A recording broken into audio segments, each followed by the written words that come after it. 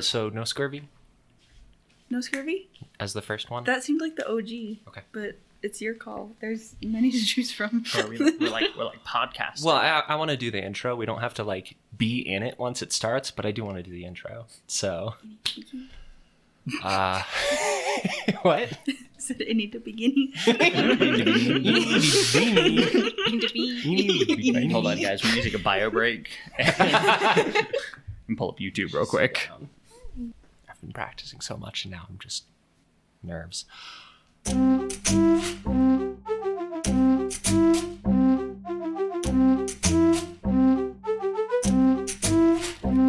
Coming to you live from the back cabinet in the leftmost side of your kitchen.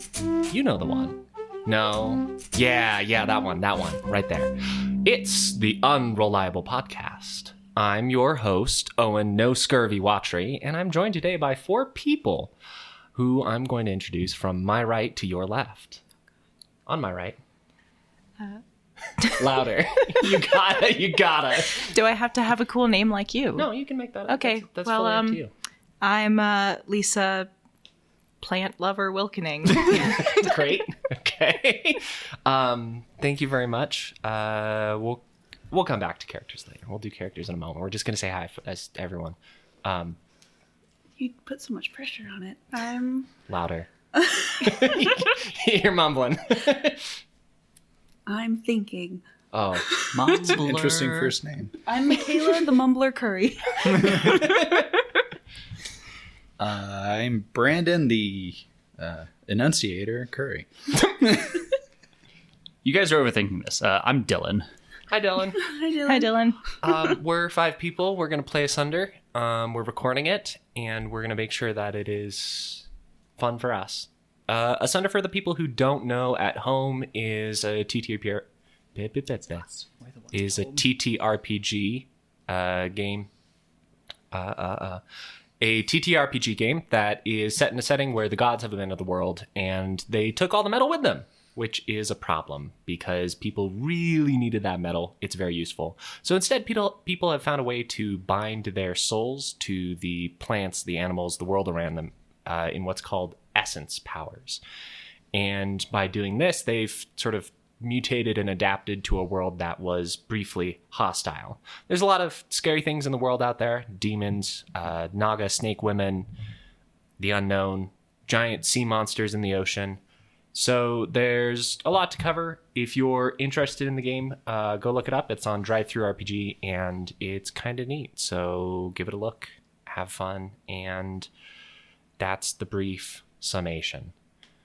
How are you all? What's going on? You did a great job.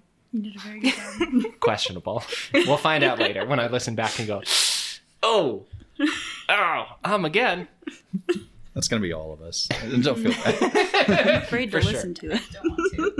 It'll be, we'll have a sort of stress bonding experience, all listening to the recording together, and that'll be great.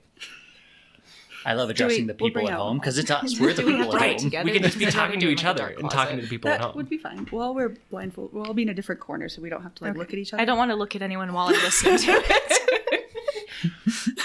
I think I want to be in the We'll back all be left. ashamed together. I want to be in the back left pantry alone by myself.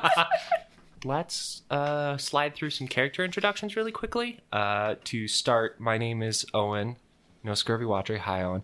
I'm going to be running the game, which will be, it's something I'm very used to. I've been running TTRPGs for a long time, and I haven't run any Asunder yet, so we'll have a lot of rule break stops, but that's okay.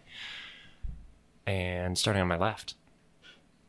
I will be playing Loril, a Sky Islander born to a noble family who's starting to buckle under the expectations of her family and society putting on her. For the listeners at home, the Sky Islands are literally floating, flying sky islands. Some magical crystal called Blyce was lightened from the rest of the islands when the gods took the metal, and so this island just sort of floated up into the air, and now there's a whole society up there away from the worries of the groundlanders. I am also playing a character from the Sky Islands, though from a notably different part of the public. I have fallen in with some rebels. Sorry, my name is Saxter. And I am a rebellious Sky Islander, and I suffer from face blindness, which has caused me to be a little socially isolated. I have had a violent criminal past, and I am more or less a hitman. Yeah, I think that's the important stuff. Hello. Michaela. My name is Barrick. I am a Picari person. I have a saber-toothed poisoned wolf creature named Ulf. Wait, oof? Ooh, I can't remember how it was. It's Oot. Oot. It was Oot. Okay, Excuse me. Oot. I have a saber-toothed poisoned wolf creature named Oot. Oot. It's Canadian out. That's true. Oot in a boot. I remember now. Yes. Okay. Named Oot. Let's see. A good friend of mine died, and that's where I got my saber-toothed poisoned wolf creature named Oot. And I am seeking their killer, I believe, and I have a Blyce crystal around my neck. Right. For the listeners at home, Picari is in the southeast corner of the world, and it's full of a bunch of people who decide to take their essence, and instead of binding it to the Blyce crystals like the Skylanders did, the Picari have bound it to the animals and creatures around them. So they're giant rhinoceri type creatures, little monkey things, bird bonders, all that sort of stuff. And that's how they forge bonds to survive in the world around them. And last, but not least, because we started with you last time, so it all even averages out. I'm ready now. Okay. I am playing Linnaeus. He's a new Gaian. He is 29 and has lived with his parents all of his life. He has many professions because he doesn't know exactly what he wants to do, but he is very interested in bioluminescent fungus and also training bugs. He's a very tall and muscular Chad of a man, and he has a symbol on his forehead that glows ever so faintly from being around bioluminescent fungi. Decided what the symbol looks like. No. Oh, okay. Great. Golly gee howdy. Let's... Owen. What is New Gaia? Oh my god. Thank you so much. Terrible. Embarrassing, really. Doesn't matter. It's fine. New Gaia Come up. is on the No one opposite cares. side of the world from Picari. It is in the northwest, and instead of binding to animals or special floaty flying crystals, the people of New Gaia have decided to bond to mostly plants. 95% plants. Most of them have gone, plants? Yeah, let's shape them. Let's make them cool. Let's turn them into tools and useful things and build a great society. And some of them went, plants are good. Plants are fine. Bugs, though. Bugs are kind of neat, actually. Let's do bugs instead. So there are also bug weavers amongst the new Gaians. In system, there is a dichotomy where usually the plant weavers are a sort of matriarchal society, and the insect weavers are usually patriarchal. But that's just the setting for you.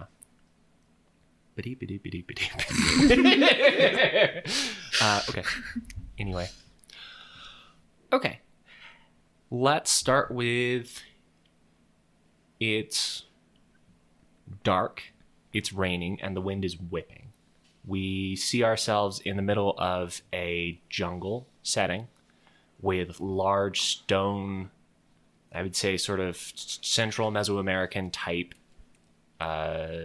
temples and somewhat ruins surrounding a lone figure. They are sort of looking through the brush and slowly and carefully making their way. With the reduced visibility from the rain and the whipping of the wind, there's less room for error, so they're taking their time.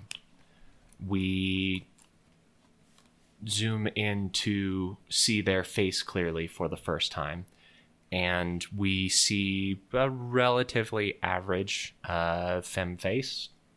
Yeah? Yeah. Okay. And we see their expression suddenly change from just sort of caution and concern to surprise and worry as you hear the loud roar of a saber-toothed tiger. Tiger? Wolf? Wolf. Wolf. You hear the loud roar. It's coming from up in the distance, up in the temple area. Your friend Terrace had told you that they wanted to meet in one of the temples, sort of ruined area, not very populous. They'd seen something strange that they wanted to show to you. And they had left a few days early because they were very excited about it. You had a couple things that you had to finish up with the last tribe of Fakari that you were with. Do you think you're, I would say, close to a particular tribe in the Fakari area? There was one that I wrote down somewhere. I'm sorry. Shit, where was it? Because I had the... It's O-E-M-A. I don't know how we would say that. The Oima? Oima. That's the dialect that I know, so I feel like that's probably the one that I'm closest to. Cool. Sounds good. Right. So you had a couple things that you still had to do, obligations with the Oima tribe before you came out. So you got here on the same date that you agreed upon, just a little later in the day than you expected. And hearing the yowl of Terrace's bondmate, a saber cat named Oot. Wolf. Saber wolf. Oh, God. I'll get there. The saber wolf Oot. You hear the large sort of howl bark. It sounds like the first one sounded like it was like surprise, and the second one sounded bad is the only good way. It's like that sort of higher squeaky yell that some dogs do. I don't like that. Right. So you, I presume, start running Yes, and please. sprinting towards the jungle, the caution that you previously held forgotten. You tear through a small camp setup that looks to be slightly torn down. It looks like something came through with big claws and tore away a lot. You keep running further. You hear the yells of Oot coming more and more, and getting slightly closer to you as you're continuing to running, starting to go up the stone steps of the temple that are getting wet and a little bit slippery. You make it about halfway up when you see Oot bound over the top of the stairs and sees you and starts running towards you. There's fear in Oot's eyes like you have never seen before. And you see that Oot is just covered in blood. Is there like a trail from where Oot came from that I can follow, like the blood? Oot came back, out or- of like the top of the temple area. Okay. Can I try to make my way Mhm. that way with Oot if sure. you will follow me? With something on the line, I'm going to ask for the first roll of the game. It is raining outside, so you're going to roll this with a boon. A bane. Okay, so that's a D6 and then I subtract Yes, and I want it to be, I believe, a dex check to Agility. keep your footing as you're going up the steps. it. Okay. What do you add Should be if it's agility? Secret Like, quick should be roll? a- Agility mod. Your mod is the difference between your score and 10. So if I have a 13, it's a plus 3. Okay, so my Correct. agility is 10, so it's plus Okay, nothing. so you've got a plus 0 there. And then I subtract And You'll be the subtracting D6. your Got it. bane. Okay. How'd you do? That one. That one, great. So it is impossible for you to beat a 10 because it's not a contested roll. Your DC is always a 10, as a reminder to everyone here. Okay, you eat shit. Oot's worried about you. Oot is like trying to cower, and so you take a moment to just like focus on calming down Oot. It's a high stress situation. Yeah. I'm all Oot here.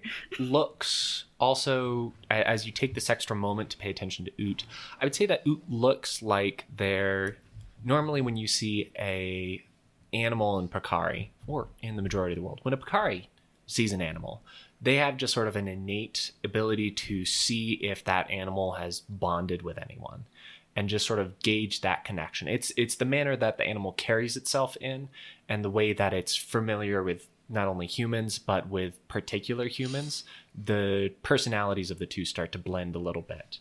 And you can see that Oot looks very unsettled and scattered.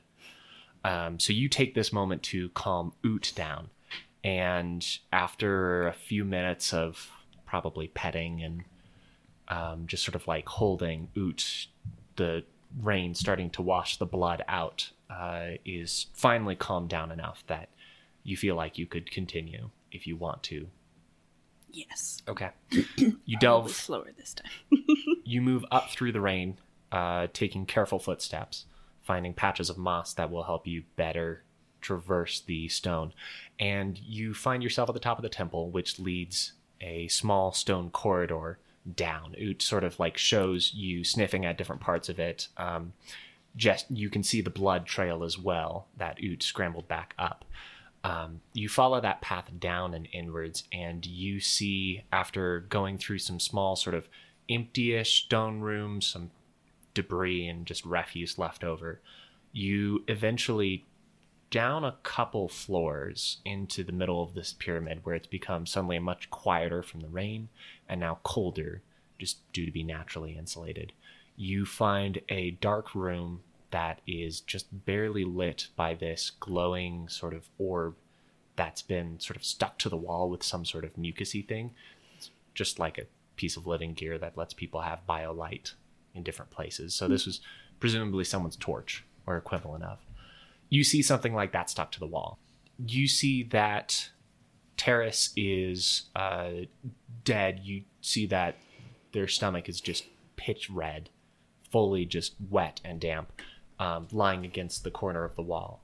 You see that one of their hands is sharply clasped onto something, and that's all you notice immediately in the situation. Okay, can I look around them first maybe and see, or look around the room and see if there's anybody still there? Or... Yeah, roll a perception check. Okay. Should be with intelligence modifier. We're going to say another Bane because it is dim light in this area. 1. Another 1? Oof. Oof and oot. Okay, yeah, this room, to your knowledge, is clear. It's hard to tell, but you don't see anyone in this room. Okay. All right, then I'll see what's in Terrace's hand. Cool. You step forward. You see, as you reach forward and sort of clasp it, that they've grabbed this piece of what looks like a string of necklace, and in the actual palm of their hand, you see as it opens up this sort of purplish crystal inside of a small glass bottle or jar. And the crystal is always at the top of that glass jar as if it is floating in water, but there's no water inside of it. You can see that quickly. That's pretty weird. You probably don't immediately recognize what you're looking at, I would think. I don't think so. And we are going to cut away right there, right as you pick that up. Dun, dun, dun, dun, dun. Choo-choo. We're going to go over to Brandon's character, probably. Oh, okay. You went to the starting area where everyone's going to eventually get together, called Pier Uyombo. Mm-hmm. And I'm going to say that due to how you got here, hitching rides and paying for discreet transportation, you got here before the rest of the people here are going to. I am known for my punctuality. You are getting here right as the majority of the Pakari tribe, the Akeo tribe, have started to arrive at the pier themselves. You got there with one of the first, let's say a mainland trader, who was going there. So you arrived with a mainlander named Mattis Snell, who is a prickly old seafarer. You said he's a mainlander? Yes. Okay. Mattis Snell, as you are sailing up, just sort of gruffly goes, "You ever been here?" I can't say that I have. Have you? Couple times. What can you tell me about this place? Surprisingly peaceful for pirates and Pakari. How do they take to outsiders like myself? Gently. Gently. They have a hard rule. If you trade, they get 10%. So watch yourselves. The animals will report to the people there. So don't try to get away with anything. kind of look around at the animals very suspiciously. You're sort of like on the edge of this like large sea creature bone pier as Mattis is tying up to the dock, and you see like huge rhinos and giraffes, a couple large like predator beasts like tigers and a couple snakes, and then a ton of like birds just sort of floating around and flying around, pecking at each other and playing. You see the large animals themselves act as beasts of burden for the Bakari, and so the Bakari themselves, the tribe, are starting to take off the tents and everything they're going to need to set up the pier town for the next week or so, where there's going to be a lot of trade, a lot of just sort of relaxing and celebration for a lot of people. And as they start to take all of those things out, you see they set up groups of tents large enough so each set of the larger pack animals can move comfortably in between, but there's still like small mini districts of tents scattered throughout the pier town area. On the opposite side of the dock, you see a handful of fearsome seafarers. Listener, the seafarers are a type of people who have bound their soul or essence to the creatures of the sea, and they take on attributes and appearances of them. The seafarers are the ones with like shark knees and like gills and stuff. Okay. Yeah, so they got like gills and hammerhead shark like heads. So even I recognize them. Like, yeah, it's like, okay, that's a lot. Definitely. Okay. The pirates are one of their ships, because they have a small fleet in this part of the world. One of their ships is mooring at the dock, and the pirates on board are starting to like collect boxes and supplies and things for trading and start to group them up, similar to the Bakari. You make sort of eye contact with the captain of that ship, who is just a fearsome, typical pig leg, like the standard pirate. As they just look across to you, and they just like look at you with one of those like squinted eyes. There's no other discernible expression. They're just looking right at you. You can kind of make out the eye stuff, but the details of the face, of course, are nothing to you. Yeah. So they're just staring at you for a little bit.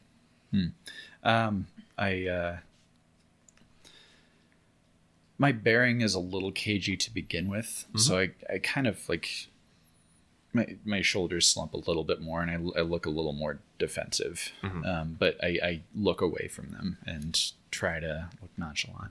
Okay. Nothing immediately comes of it. You look away and back down, and they leave you alone for the moment. Okay. Mattis gets you to help carry some of his supplies onto shore, right as one of the bigger tents that Bakari set up first, the Akeo set up first, as they set up this sort of tent right at the pier front, where a bunch of like boxes and supplies can all be stacked together. Okay. The sky is mostly clear in all directions except for to your southeast, where you see a large storm cell just sort of moving over the mountains in the distance. What do you think you go to do once you're here? So I'm here on a mission. So where do you think I would go to like get information about my quarry? I would probably like ask around if anybody's seen this person. I think you have intel that the quarry's coming here. Okay, so I would probably try to like lay low, not necessarily hiding, but I want to be able to know if this person gets here as soon as possible. So sure. Like laying low, keeping an eye out. Okay. And since I'm in such a foreign area and people seem suspicious, I'm gonna be very vigilant.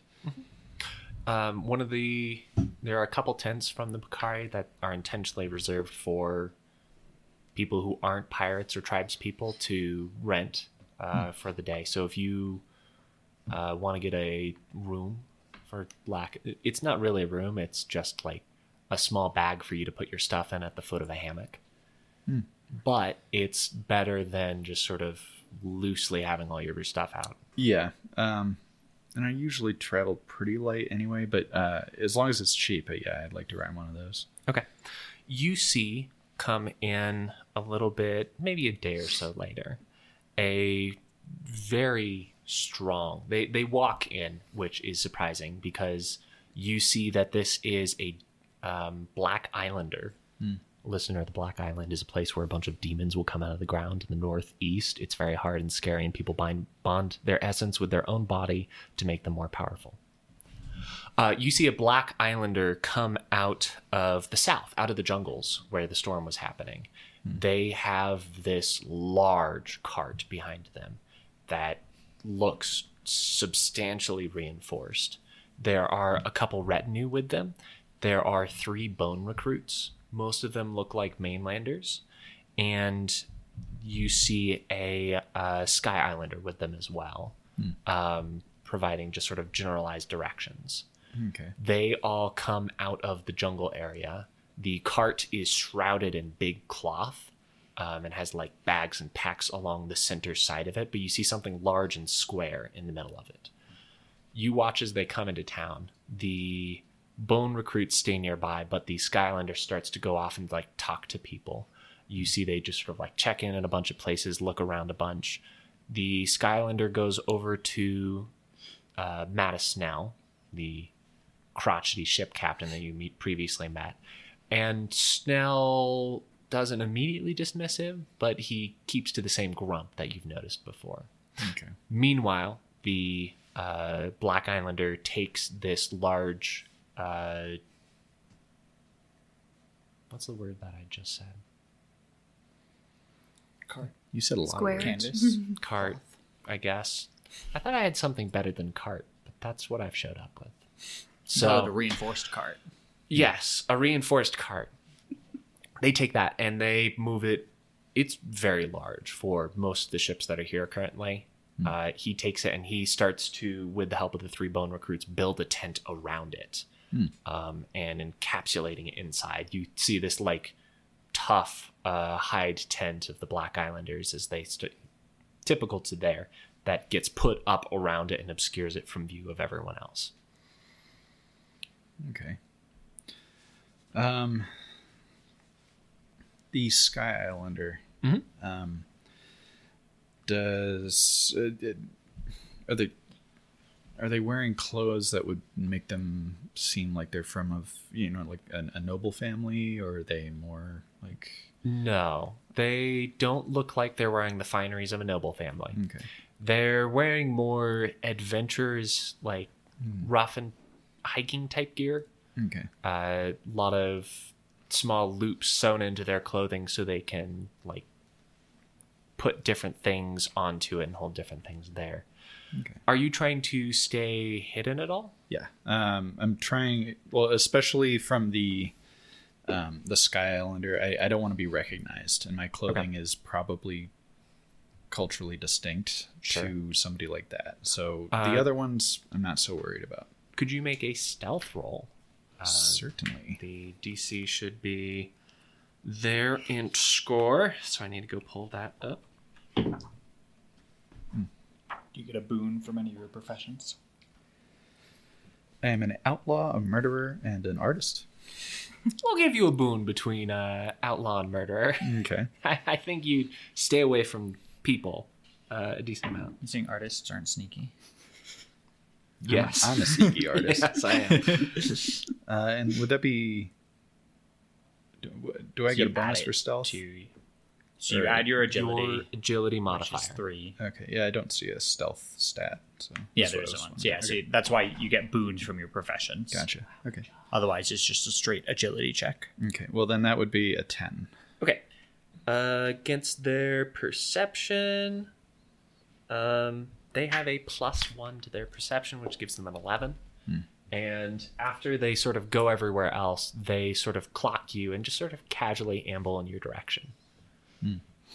And as they get closer, you see that their clothes that were mostly kept together, you notice a little bit of ruffling and sort of, it's a little unkempt still. It looks like they got into some type of tussle.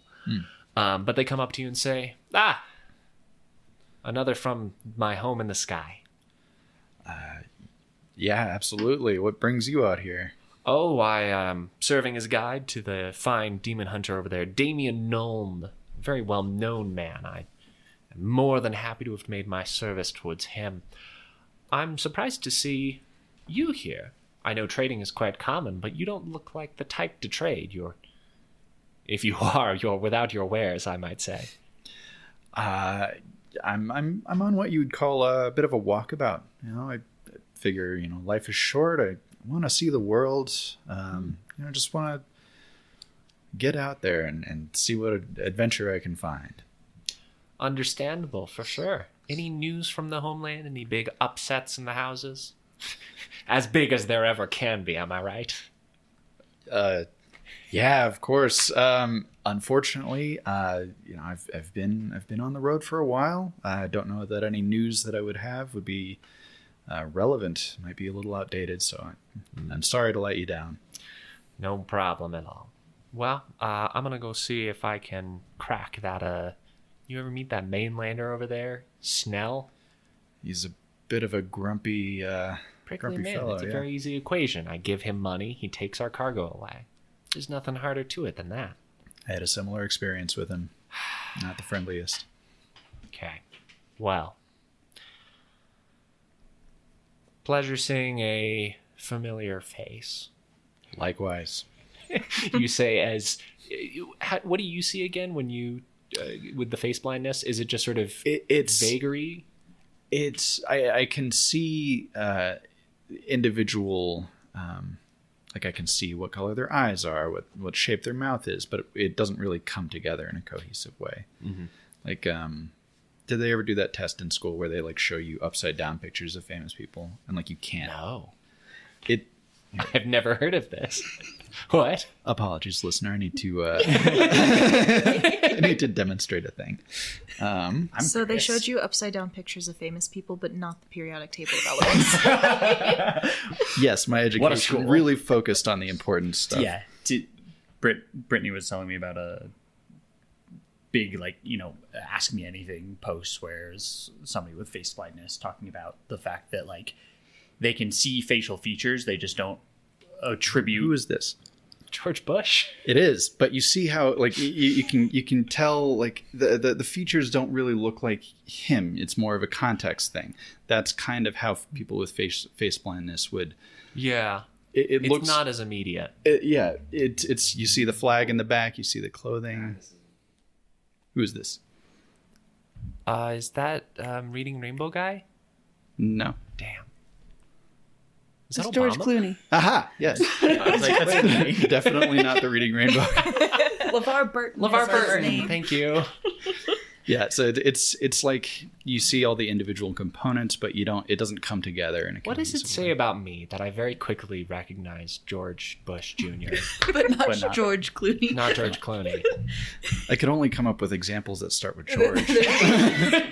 It's only George's that this works. Some people are super This only works with recognizers. Georges. That's another thing. George's My story. guy in particular, he also has a visual hallucination associated with faces where their foreheads look like targets. Mm-hmm. It doesn't necessarily look like a target. It's just when he looks at it like a practice target, it resonates in the exact same way as a face to him. Okay. Yeah. So you, this other Skylander just makes their extraductions. Goodbyes. He says goodbye. He walks away. That was an extra addition. Thank you. Is there anything else you want to do in the short term, or should I? Because we'll come back to this eventually. But if there's anything you want to do now, No, honestly, if I have to admit, I don't remember who I'm after. I don't remember. So, you're gonna be after Tsvi. okay, what? How do you spell that? TSVING. Can we put a vowel or two in the house name, Sving? No. Please. Can I buy a vowel? Just NG. Sving? Svi. Svi. Okay. NG is the last name. Oh, That is the house name. I did it all I didn't as realize one. what you were doing. I didn't know what I did to you. Right. So, you know your target is a noble of a large house, but relative, like not the biggest person in it, named Svi. Okay. And I would be recognizing them based on their outfit? Or something they're wearing? Or their name. Yeah, name, definitely, but not their face. Not their face. But otherwise you'll be able to pick them out. Unless somebody gave you like a really good drawing, maybe. Well, it'd have to be probably a lot of like, hold on, stand still. Yeah, right. Hold on, just no, keep staying. Could you actually frown a little? That's right. You'd have to Back and forth compare them between side the by images. side. You couldn't recognize it based on the drawing. Yeah. Okay. That's the other thing. My character's an artist. He draws a lot of faces. They all have like a grid. Like that's how he draws faces, is like through grid work. So he does kind of make his own like wanted posters and stuff, but that's mostly where he focuses. Makes wanted posters with him on it, or No, not him. He but, makes like, his own. I'm wanted. he does like so How charcoal. they get it right. It's He true. does like charcoal portraits, like Jack in Titanic, but not always like naked. And also, He's not Jack always wasn't a murderer. naked. I was just saying Sometimes that- naked. He's not saying no. He's just saying Sometimes. not often. There's a boundary. Anyway, yeah, I don't think I'm doing Cool. anything. Chill. We're going to cruise ahead to, I think, a little bit later in... Where'd my PC info go? Barrick, you, after realizing that Terrace had died, was killed, I think... Would you say Oot extended the offer to you to bond, or would you have done it for Oot? How do you... I was slightly confused about how that works. Like, is it like a consensual thing? Is it a mutual thing? Or is it like... Yes. Okay. There are definitely examples where, like, there are people on the island of Bakari or animals on the island of Bakari that are intentionally like, we will never bond with someone. Okay. There's also a whole different set of animals that are, like, driven crazy. And if you bond with them, you'll also go crazy. Cool. But for the most part, it is consensual. Cool. Let's see if I can crack open the origin so we can talk about that. Because the way Throw a you ball described at it, them. I'm thinking of it as like a mama duck situation where it's like their bondmate died, and then I was the first one they saw afterwards, so I am the new mother. Yeah. They imprint on you. Yeah. Combat. No, I want origins. Gimme. A man after midnight. Oot is not very independent. He's codependent. I'm so sorry. Don't be. Let's see. People of Bakari bonded with the beasts of the land long ago, and that fact has influenced their culture and physiology in a number of ways. They have beast-like traits, can communicate with one or two beasts at least, if not for an entire species of animal. Beast bonded. Nearly every Bakari is bonded to at least one beast, a bond they form when they reach adolescence. This bond gives Bakari the ability to speak telepathically to their bondmate and sometimes to other beasts of that type. The bond goes deeper for some, allowing the Bakari to take on traits of their bonded beast, thus increasing their strength, endurance, speed, stealth, savagery, and combat. Most of them, the most powerful of beast masters, are able to muster huge groups of animals. So aside from being able to telepathically communicate, there's not anything sort of strongly put there. There is at the bottom... If your bonded beast dies, you take a d6 strain. You can be bonded with a new beast, which you choose and create using the rules above, but that's mechanically choose. By going out into the wilderness of Bakari and meditating for a day and one night. After this time, your new bondmate finds you. So, trying to figure out how to make that work. I like the mother duck imprint. Yeah, that's definitely, I think, part of it. I can't speak for your character and what they would have had in a previous situation. I don't know if you had a bondmate before I and think had the way lost them? Or we were talking about it was that I hadn't had one yet, and it was like Terrace was trying to help me like find a bondmate kind of a thing. But now they're dead, so right, yeah, puts a damper on things a little bit. definitely. So a day and a night later, because that's how long it would have taken. I think you and Oot are just in proximity from one another and are grieving together.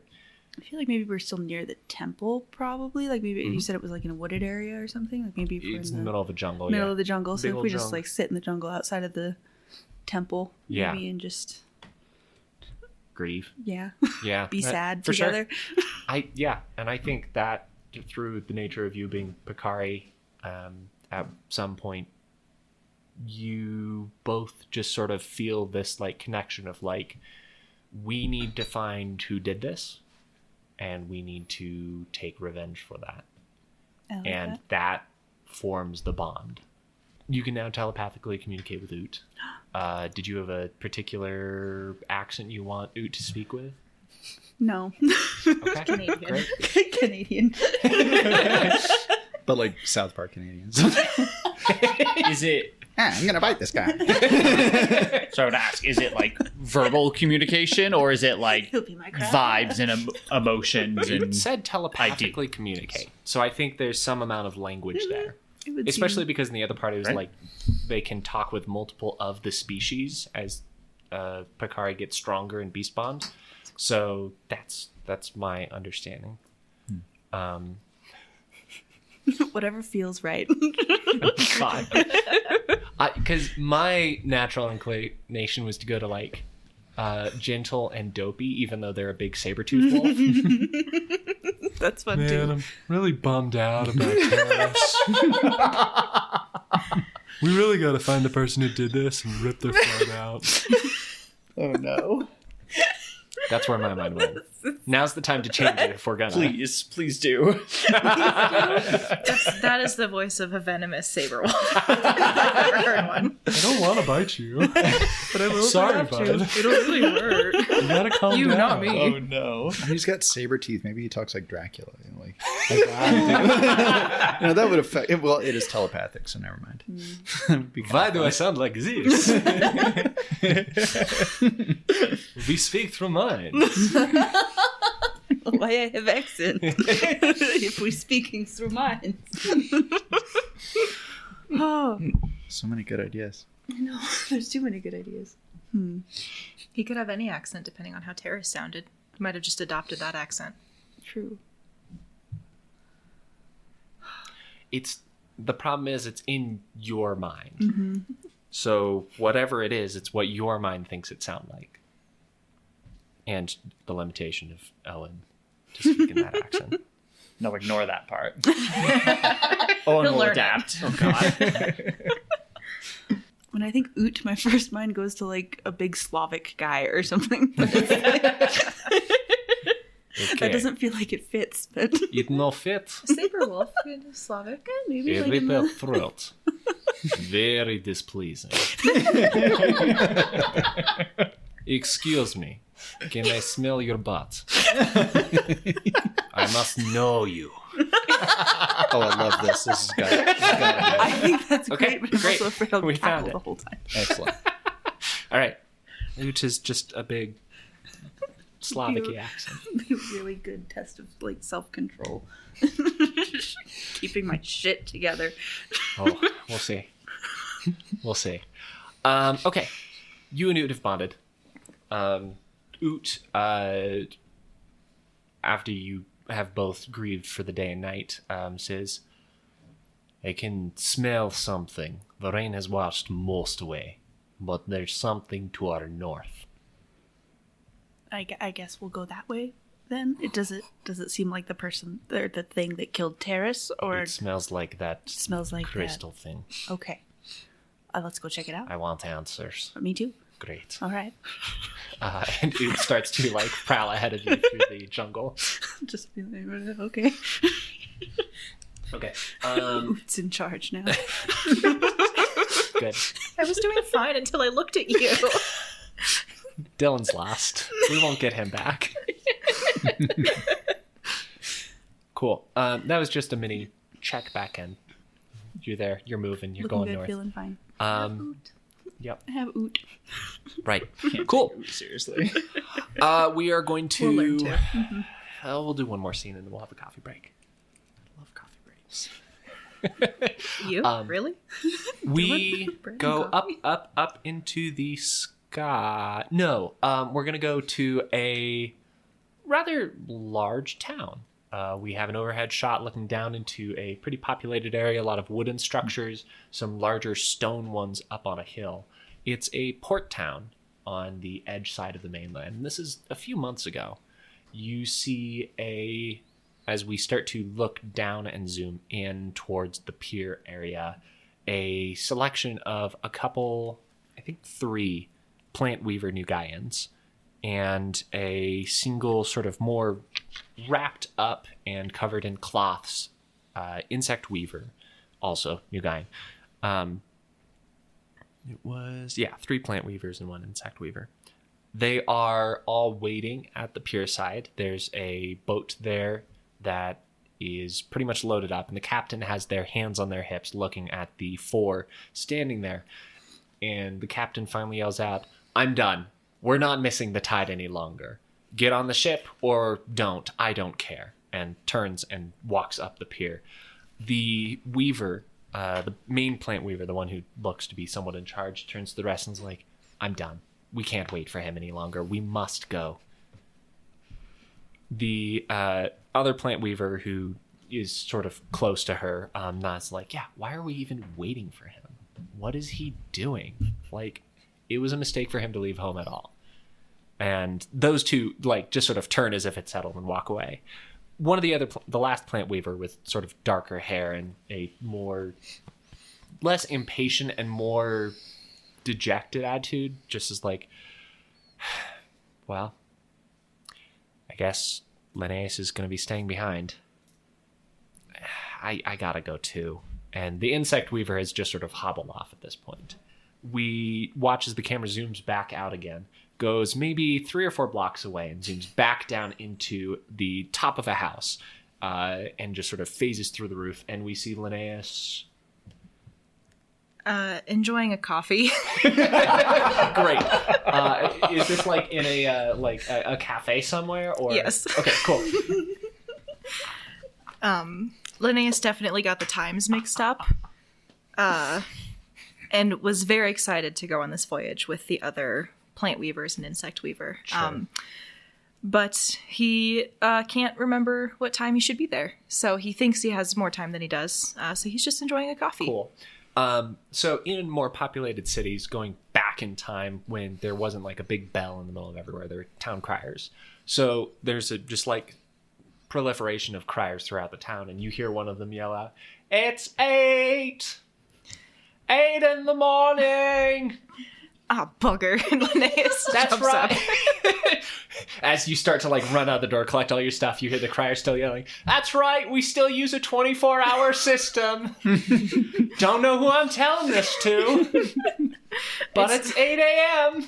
You guys at home. Very helpful. We do divide it in 2 12s. You're booking it. You're running down the street. It is crowded everywhere. You were supposed to be there at 7. That's when they were leaving. It was early. And you're like, "I've got time to get a coffee." And then 7 turned into 7:30. 7:30 turned into 8. And the ship, as you're running down to the pier, you're jumping over things. Give me a... let's do another agility check, I think. Okay. And you're caffeinated, so I'll give you a boon. Oh, thank you. It's very arbitrary right now. So that's a 20. Great. You beat the DC of 10. You are able to duck through a handful of carts that are going to collide. There's someone walking with a wooden ladder that turns, and you're able to duck underneath that as well. He's nothing if not athletic. Right. You are making surprisingly good time with your small satchel of stuff. But you skitter down towards the pier, and you see, too far away to swim, out in the distance, the ship that you were supposed to meet with one of those plant weavers. Someone that you met a while named Festain Roche. just sort of like standing on the edge of the boat, and they see you run up to the pier, and they just sort of go like shrug really big, and the just heavy moment of, you just missed the ship. They're gone. They're not turning around at this point. They're already so far away. Oh no. It just hits you. Guess I could go finish my coffee. I just dejectedly walk back. Okay. Cool. You head back up to the cafe, and your coffee has been cleared away. Oh, bugger. Why would they leave that out? You ran out. Did you leave money behind? Yes. Okay, cool. So at least you paid. I paid. And you're just sort of left standing there, not sure what to do next. I should go see a watchmaker. Maybe they can fix it. I have to ask, With no metal. without metal, how their watch? What did It's a you wooden have? sundial. Do you like to buy a sundial? Like by a sundial. Well, that's what you missed. We were inside. So Could be some sort of Exactly. plant thing where, the flower blooms and Could be. closes up on some regular cycle. That's a sundial, and I was inside, so I didn't. Oh. Or that. That's also a comical option. I guess he'll just check for ships that are leaving Okay. to see like what the possibilities are for. Yeah. You head back down to the pier. You start really talking to people. There's nowhere that this is actually posted. And as you are talking to people, you see a couple mainlander ships that are more trading with the main cities up north, unfortunately, for where you are. A lot of the ones that are trading south have left. You see some seafarer ships that are just going to go out into the middle of ocean. You see a Sky Islander ship, kind of small. The side of it is emblazoned with... Oh, I haven't named the ship yet. It's a Insert weird- ship name here. No. Oh, God. Jenny. Jenny. Jenny? It's a shrimp boat. Shrimp sky ship. Right. Well, that's the only name that was offered. And Hold on. No, we'll get Creeping there, Jenny. but It's I'm like so the plant. sorry. Is that what I'm typing into the... it's going to be Right the now. something's fit, I think. But I don't have a good adjective. Give me an adjective. No, give you an adjective. Obstinate. The obstinate spit. What's a spit? So the flying lizards that Yeah. are around the Sky Islands. Oh yeah. The Sky Islands, their I haven't natural had one. wildlife are a bunch of flying lizards. They are venomous. And they're venomous, and they will turn into giant swarms. And so there will sometimes be storms of svit, as entire, just like schools of them will fly through the air, and that has to be like defended and warded off. Stubborn spit. The Yeah, I like the Yes, obstinate spit. Okay, That's pretty funny. Hissy spit.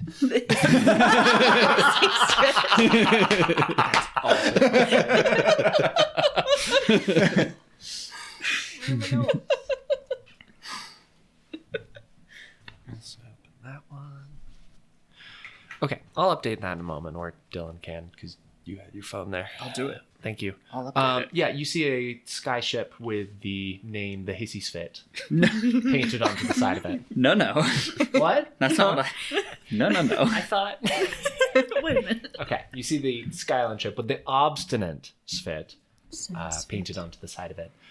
Looks like they're loading some cargo on currently, implying they might be leaving. And as you come up to talk to them, you see a Skylander That's not how you spell it. by the name of...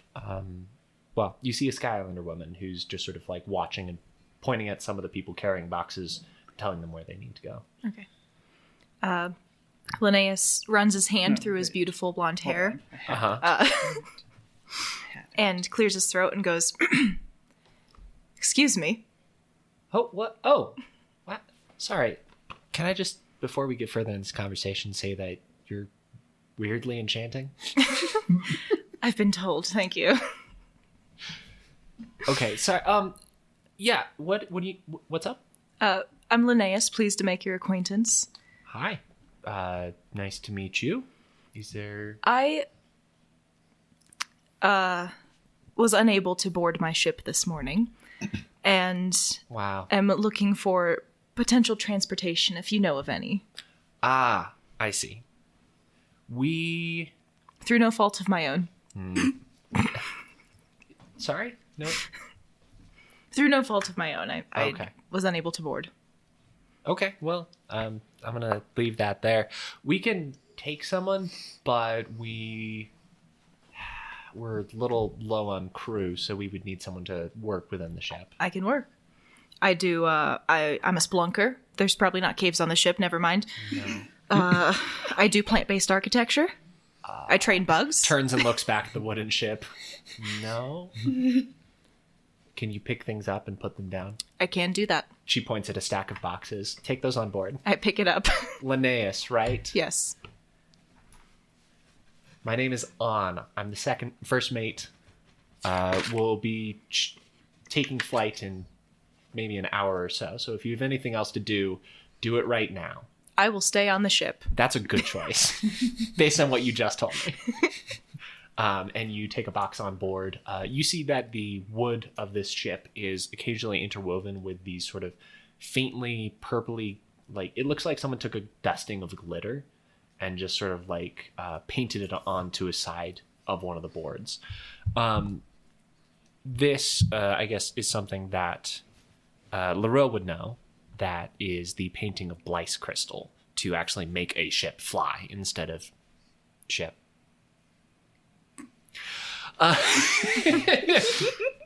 So the you get on board, you got the boxes. You see mostly Sky Islanders on this ship. There are a couple mainlanders. One of them looks like they have very red, sort of with white hair, big beard, and I don't think there are any other. Yeah, it's just those mainlanders that are on You there, put a so seafarer. Why would I do that? I don't know. You did. What was I thinking? Oh yeah, Bappy Benny. Yeah, you also see a seafarer on board. Interesting. They look like they're just sort of like kicking their feet over the side currently, which because it's actually like a slightly up ship, it's not currently flying it. They've landed it on one of the piers. You have to do that when you arrive here. They've climbed over the side and they have like a little rope swing that they've put over the side and they're just sort of like kicking in the water for a little bit. All right. Yeah. Not much longer after that, we see a different Sky Islander make their way down the pier towards the ship, or would you have stayed on it? How long were we here? Couple days. Then yeah, coming down the pier probably. Okay. Couple days is a quicker turn than you usually get, but there's a big contract that needs taken care of, so the captain said you have to go again.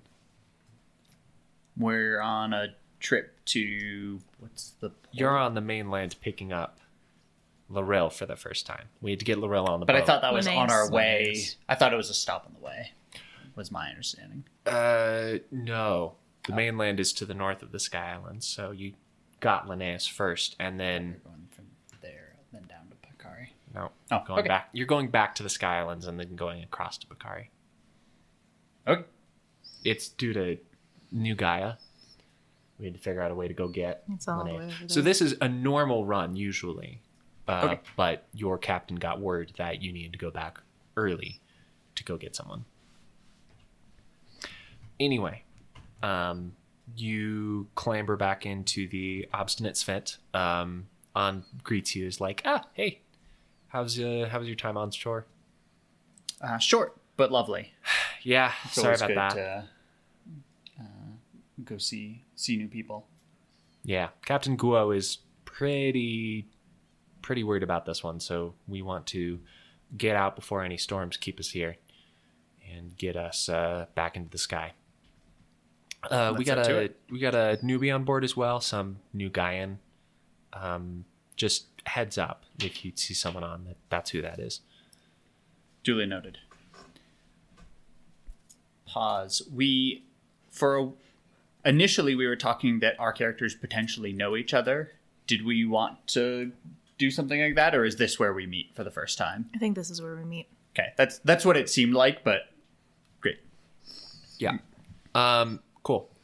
You get on, and Captain Guo Svada eventually comes down and makes your acquaintance directly. Very just a brick of a man. Just like shovels into the brig underneath the ship and just goes, "You're the new guy? Yes. Cool.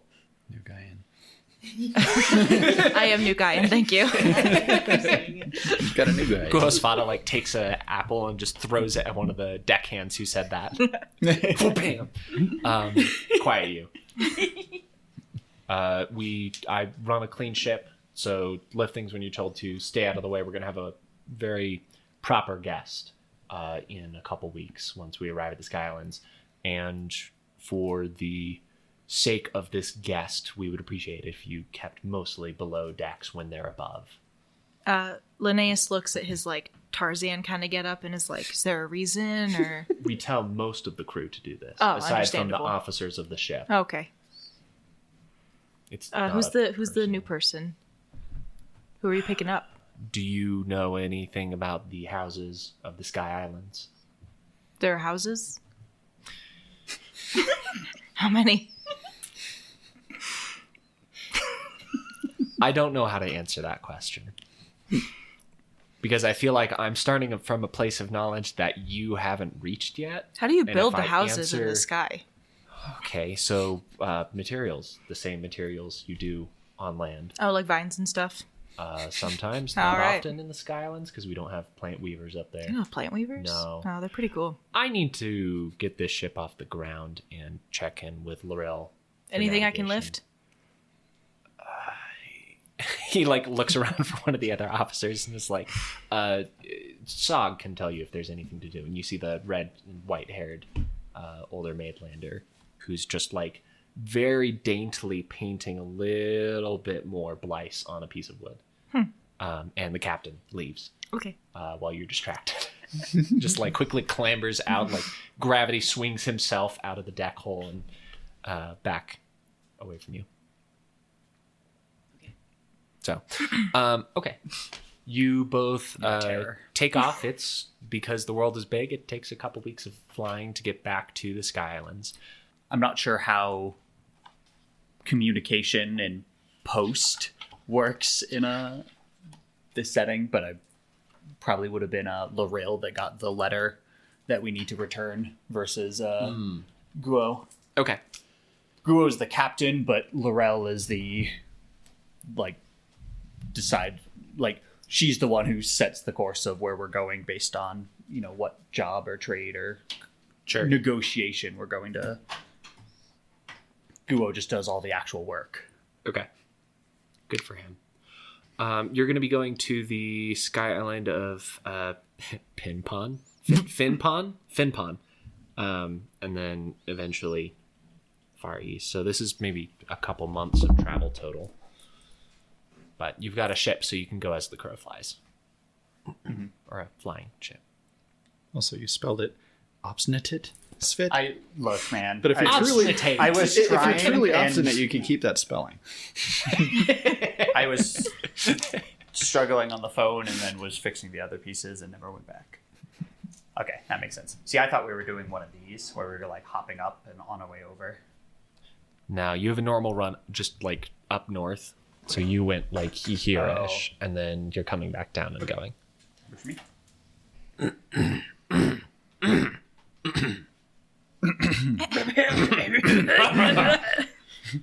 Okay. Let me get And my we're man back. voice. So, you... When last we left off, Lorel and Linnaeus both were on a skyship flying back to the Sky Islands. We're going to do a good old time skip, so we're not sitting around for 2 weeks of silence. And we are going to head ahead to when you arrive on the Sky Island. There's a big procession that happens, or like a lot of extra securities. You dock at a very specific dock. You're not told to go to one of the generic port landings. You're actually told to go to a specific island. And on your way there, there are a few sky ships that fly out to greet and escort you.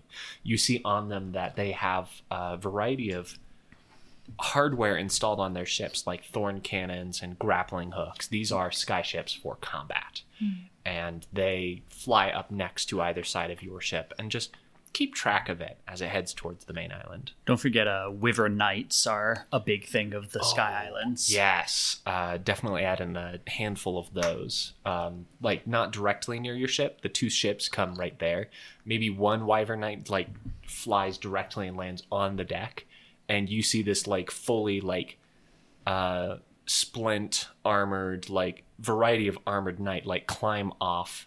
There's a second person riding the wyvern. The person riding the wyvern flies off, and the person in the armor, like, comes up to the helm with you and Cassis Tiln, your helms person, and just goes, "I'll take it in from here." Gestures for Cassis to get out of the way. So it's a big deal. You don't see most of this because you've been told at this point with most of the non-officer crew, aside from the helm, to stay below deck. Yeah. Best to do as he asks Cassis. Yeah. So there are a couple officers that have been elected to do the lifting. It's going to be Lorel and On are going to actually take the cargo of the passenger onto the skyship. Otherwise, the rest of the non-officer crew is just supposed to stay below hand, help with anything that needs helping with, resupply some of like the food that gets passed down. When you all arrive, there are a bunch of wyverns that are just sort of like standing at attention, and you see coming out of one of these very ornate large buildings with, you can actually see like in the distance part, this like stone tower that comes up, there's actual like stained glass in a part of the tower that is wildly, exorbitantly expensive to even get glass of a variety of colors and then turn them into art is such a Sky Islander way to flaunt their wealth and show off their status. So that's up there. A series of guards start to gather around this large entrance and prepare to sort of block the path. They're all sort of getting on guard. I need, because you're above deck, you might have a porthole. I'm going to ask both of you to give me a perception check. Perception is intellect or will? Oh, Intellect. Oof. 7. 17. 17. Okay, the 17 beats it, and you notice that there is a person on sort of the roof of above the door on the roof, just sort of like, they look like they're in guards' clothes, but they're paying more attention to the door than being like on ceremony. You also notice that there's a small side entrance that no one's really paying attention to, and a person in a large cloak steps out of there and starts walking towards the ship. As the scene develops, you watch as a bunch of house servants, just normal workers there, are bringing out like boxes and stuff. You see this cloaked person is continuing to come towards the ship, and this sort of large fanfare, a small choir starts to sing as the main doors open, and someone in ornate fineries, the like smallest little like inlaid lace on lace on lace, like very, very, very wealthy looking clothes, steps out of this door. And in the same moment, the two things happen. The person on top of the roof jumps down and tries to throw knives at the person who just exited that door. It happens in seconds. A lot of the people on guard are looking outwards, not upwards, so they get killed instantly. And the person in the cloak breaks into a sprint towards the ship. Within moments, the person in the cloak, as everyone's freaking out about that, they tackle the assassin over there. The person in the cloak just like jumps over the side of the ship. And yeah, can I call for guards or stop them, or are they the passenger? Roll, you have like a cultural one, right? Yeah. Yeah. Well, and also like this is my homeland, and I've been working with this house for. Give it 2 boons. Oh, that's still a 7. Okay. Yeah, you might want to call for guards. As you're about to do that, your captain just like sees your sudden concern and your inhale and just puts a hand on your shoulder and says, "No, that's the person." And as this figure leaps over the side, Svi Nguyen, we're changing the last name in Guen. Svi Nguyen pulls down the hood of his cloak and just sort of nonchalantly, as if nothing just happened, shrugs and just starts walking towards the cabin. Doesn't even say hi. Doesn't acknowledge most of your presences, as there's chaos and confusion in the lands behind him. The captain, after a moment, Captain Svada looks at you and says, "Did you get all of the boxes that we needed?" Oh yeah, the house servants were loading them up. Good. All right, that's all we needed to do here. We're off. Have you I'll. plotted I think the course already to Bakari? Yeah. Good. She'll give that to the captain, and I think Kessis probably already has it. And I think Lorel will go and greet Ziv. Cool. Zvi. Svi. Has Lorel met Zvi I prior? don't think so. Because I Zvi- think Lorel has been working as an envoy for this house for however many years. So maybe she's seen him but hasn't met him. But Well, because she's been running routes and negotiations for House Nguyen for, I don't know, since she's been doing it. sure. Your character's At 26, so At least 2 years, maybe, let's say. yeah. I think even before that, on the Sky Island, you would have seen Svi before. Okay. And I am certain that you're surprised that this is not the Svi you've seen around. Okay. This person looks nothing like Svi. They have a different build, different facial just construction. So as they walked by, you were startled because the person you saw just get killed was definitely the person you thought was Svi. Okay.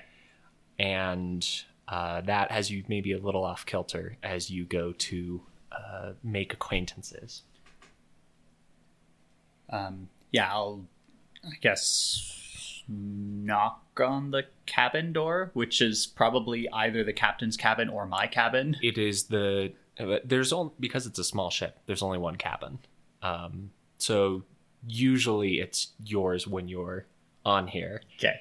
And when you're not on the ship, the captain uses it. You hear a very just small enter. I'll enter and make the correct bow or curtsy or whatever the proper greeting to one of the major nobles of the major houses.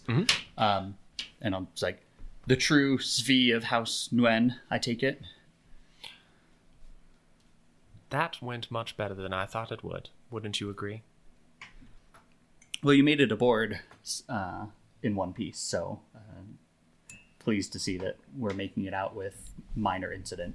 Precisely. Thank you very much, Loril of Na Yena. And for what it's worth, hearing that sort of direct confirmation, like having that spoken is a sign of like, okay, things are going all right. I'm being acknowledged. So that's that's definitely boon in our favor. I hope the ship's cabin is to your liking. It's different, and I'll make the best of it. I need to clarify beforehand that I have one particular item that is very important to me. Do you have anywhere specifically safe on this ship that no one else can get into? There's a lockbox hidden in the... She'll pop like under the bed or like a secret like cabinet or something, but there's like a small lockbox probably. Cool. You see Zvi nods and says, "And you have the only key?" That's correct. Zvi just presumptively holds out their hand, and I'll give Svi the key. And then that will be all. She'll do nod her head or whatever and make her exit. Okay. Yeah, and with that, you exit back out into the cabin of the ship, and the helm Cassis is back underway with flying away from this typical incident of the Sky Island game. What's up? What do locks and keys look like without metal? So there's a couple ways you can do it. Because there are plant weavers in New Gaia, so one ways you can do it is you can build plants that interact with one another. For the houses of the Sky Island, I like to imagine that lower security stuff is more like wooden key contraption stuff, so it's not super duper durable, but it's a slowing effort like all locks are. I think for maybe a ship like this and a house type situation, you might have had an upgrade recently to turn your normal lockbox into one that uses a Blice crystal as a key. And so there's something inside of the mechanism that like relies on the gravity changing to open the lock itself. The materials of all of us under are not as strong as metal. Yeah. So there's a lot of ingenuity and creativity that comes into play instead. Yeah, I know the Skylanders used, carved and shaped crystal a lot for a lot of things, and so I wouldn't be surprised if they came up with some way to do locking mechanisms. Yeah, I mean, like the individual facets of a crystal could be like the teeth and pins on a key and lock. That'd be kind of cool. And wooden, it could be like a puzzle box. Yeah. You have to like take the wooden panels out and shift it around. Yeah, so there's, even though there's no metal, there's so many cool ways to get around this stuff. I was just curious. That sounds really cool. Okay, and the ship is off. It takes a few weeks for you all to get out there. You're able to come back out of the, what's the name of that part of the ship again? Hold? The hold. The hold. You're able to come out of the hold at some point and, lays around on the ship and all that. You are guessing from time that you will probably show up at the same point in time. From talking to the crew and from looking at different things. Or maybe you would ask the navigator of the ship something specifically about that. Yeah. I feel like Linnaeus definitely introduces himself to everyone, just trying to be friends. But he would go up to the navigator and be like, so, what's the arrival time estimate? Well, we're making good time, and we've got quite an advantage over traditional ships. So I think we'll get there by the date that puts us there at the same arrival time as the ship that Laurel didn't know you missed. So the ship I missed left on the same day as this one did, and I'm hoping to meet up with my friends. I dare say we'll arrive at around the same time, given the winds we've been having. So you should make it on time. Okay. He moves his hand through his hair and gives you a charming smile and then walks away.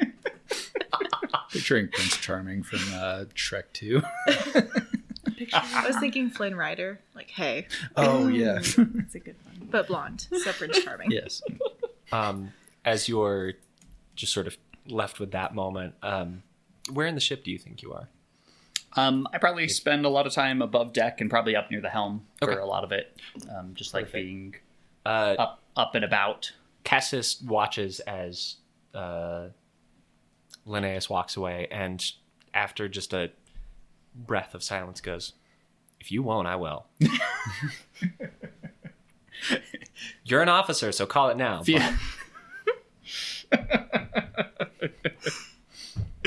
Feel free. I need some wine. Later that evening, one of the helmsperson shows up with a bottle of wine and offers to talk to you for a while. Yeah, sure. Cool. What do you want to talk about? Us. Okay. Very forward. Damn. And we'll move away from that. Yeah. It's like Prince Charming and Tarzan's here. What a mashup. It's gorgeous. He's so beautiful. Okay. I'm going to say about a week's out, you are surprised by a loud sort of shout from the cabin. And then the first mate on comes up to you and says, hey, Laurel, Svi wants to talk to you. I'll head over right away. As you get into the ship, as you get into the cabin, Sure. you see that a variety of, like, the bed has been upset, the shelves have all been, like, little drawers have been pulled out. It looks like someone's been searching furiously through this area, and you see Tsui Nguyen is, like, on the ground looking underneath stuff in a very undignified way. They sort of start when you step into the room and go, good. What seems to be the matter? You said the box was safe, and I have the only key, right? Yes. Well, it's missing, and I need it back, and I need to figure out where it is. I understand that you have some new crew on the ship, right? A couple. We often take on new crew depending on our routes and helping people. Yes. I'll have On begin questioning the crew immediately. You see that his pupils are dilated, and he is sweating. As after you say that, I'll have On do that. He goes, "It doesn't matter. We vetted everyone else. It has to be the stranger. Throw them overboard, or find the package. I don't care which. Just get that back." And he just, like, starts looking again. He checks again underneath the pillow. I will step out and go find On. On is, like, standing nearby. Great. I will just sort of, like, step out, ready. shut the door. We need to find whatever he's looking for before he decides to throw the new guy overboard. Oh, the weirdly enchanting one? Yes, that one. Kessis got there first. Okay. Hey, what does it look like? Give us something. It's a small package with, I imagine, some sort of powder or substance Looks within. like a double-sized cigar great. box. Great. I Some will carving inside of it. describe the shape and size of the box. Cool. And, like, as On goes to leave, I'm like, hey, did you see his eyes? No, I averted eye contact. We need to find his package. Oh, okay. You are... What would you be doing on the ship? Middle of the day, not on duty. Are there any bugs? On the ship? Yeah. Your bugs? Just like bugs. Just bugs. Just bugs. Okay, you're looking for bugs. Give me a perception roll. I'm interested. I want to know. I think Flicker probably does a Perception? pretty good job of keeping away. I forgot about your spit. But you might find a small lizard. Okay. I forgot that you just have a little spit lizard on He your hangs shoulder. out. Yeah. He hangs out on the ship, eats bugs. That's an 11. Oh, okay. Yeah, so that is success. You are going through, like, different compartments. You've seen Lorel's spit lizard, like, clamber down in between boxes sometimes. You're like, lizards love bugs. I'm going to follow this lizard. And you see, as you sort of look down and into a different part of the ship, that you find this sort of mound of dirt that's kind of hardened in a corner of the ship, and you see the little spit lizard just sort of, like, lazily sits outside of it, and every now and then this little ant-ish looking bug will, like, a handful will come out, and every now and then the spit lizard will just be like, bleh, and catch one with its tongue, and then just very lazily just chew on it for a while. Interesting creature. It startles as it sees you, and then just, like, clambers over into a little hole in the ship and hides away. Okay. I'm gonna wait for more bugs to come out. Okay. You eventually recognize this as, like, a sort of Sky Island, actually a mainland specific type of bug that loves to eat wood. Okay. Termite type. Termite. All right. Yeah, Linnaeus is gonna think back to, like, his time in Bug City. And try to train the bugs. Great. I don't remember if they specifically gave us an animal handling type roll. What do we got for action? I don't know how to just... is this like Probably a like a will plus a boon for bug training. Do you have do you have professions that give you bug training? An animal trainer. You have animal And non-threatening okay. bugs specifically. Yeah, throw me a skill check. You'll have a boon because you have the profession for Also, it. you're weird. You are Enchanting, weird. I believe is what you're looking for. You had a flea circus with actual fleas. 8. 8 fails. Yeah. These termites type bugs are not interested in what you're selling. Obstinate bugs on an And obstinate you ship. see them starting to like nibble at the wood around them. I'll just like cover it up and leave. You get cool. Right as you like cover it up, leave, turn around, you see the chief engineer, Jerk. red-haired, white-haired, That's my boat. red, white-haired guy, like They're standing. just behind you. bugs. What are you doing there? I was looking for bugs. I'm a bug trainer. Where did they find you? And Among walks many away. other things. Walking away. Linnaeus You're not chases even after one him of the and goes, bug I have many recruits." talents. As you're chasing, the first mate on yells down from above, "Hey, we need all hands on deck to look for something." And you get updated on what is missing, and you all start to look around. I need a couple perception checks from both of you to do this looking and searching.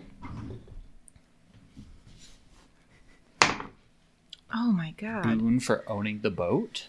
Yeah, familiarity. I'll give a boon for that. 12. Cool. 6. 6. Okay. After maybe 10 or 15 minutes of searching, you hear one of the crew yells out, "I found something like that."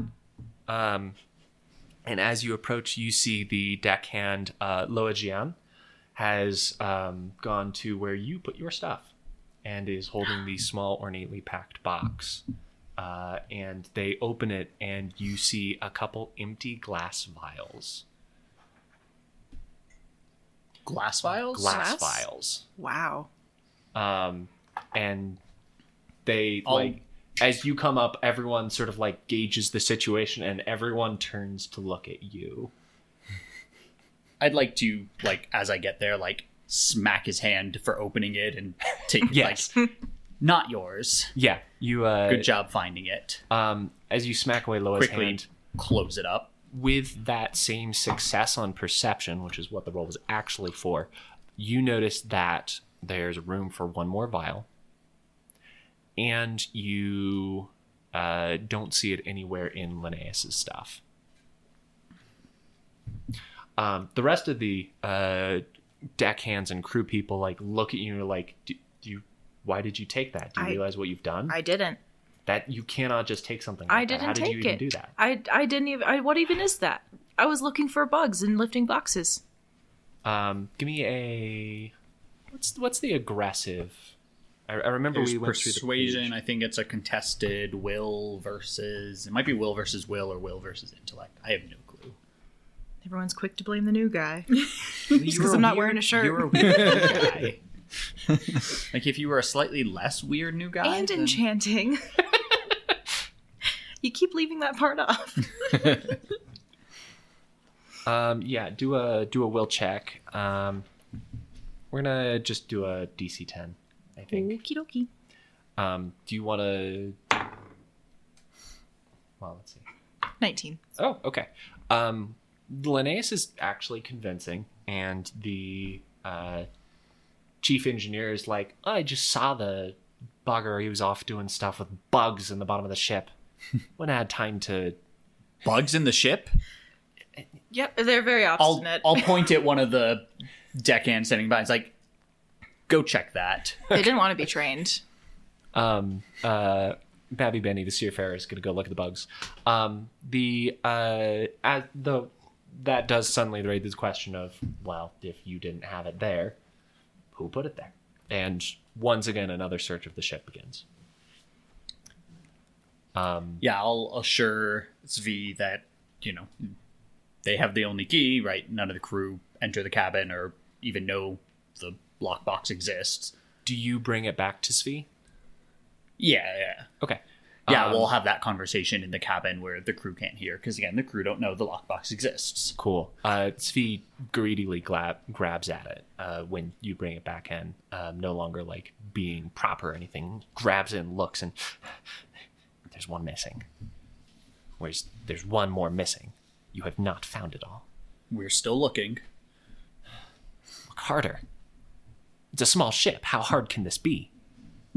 I assure you the crew is, looking in every possible place for it. We'll turn it up. Better. And like starts just pacing back and forth and just a epitome of nerves.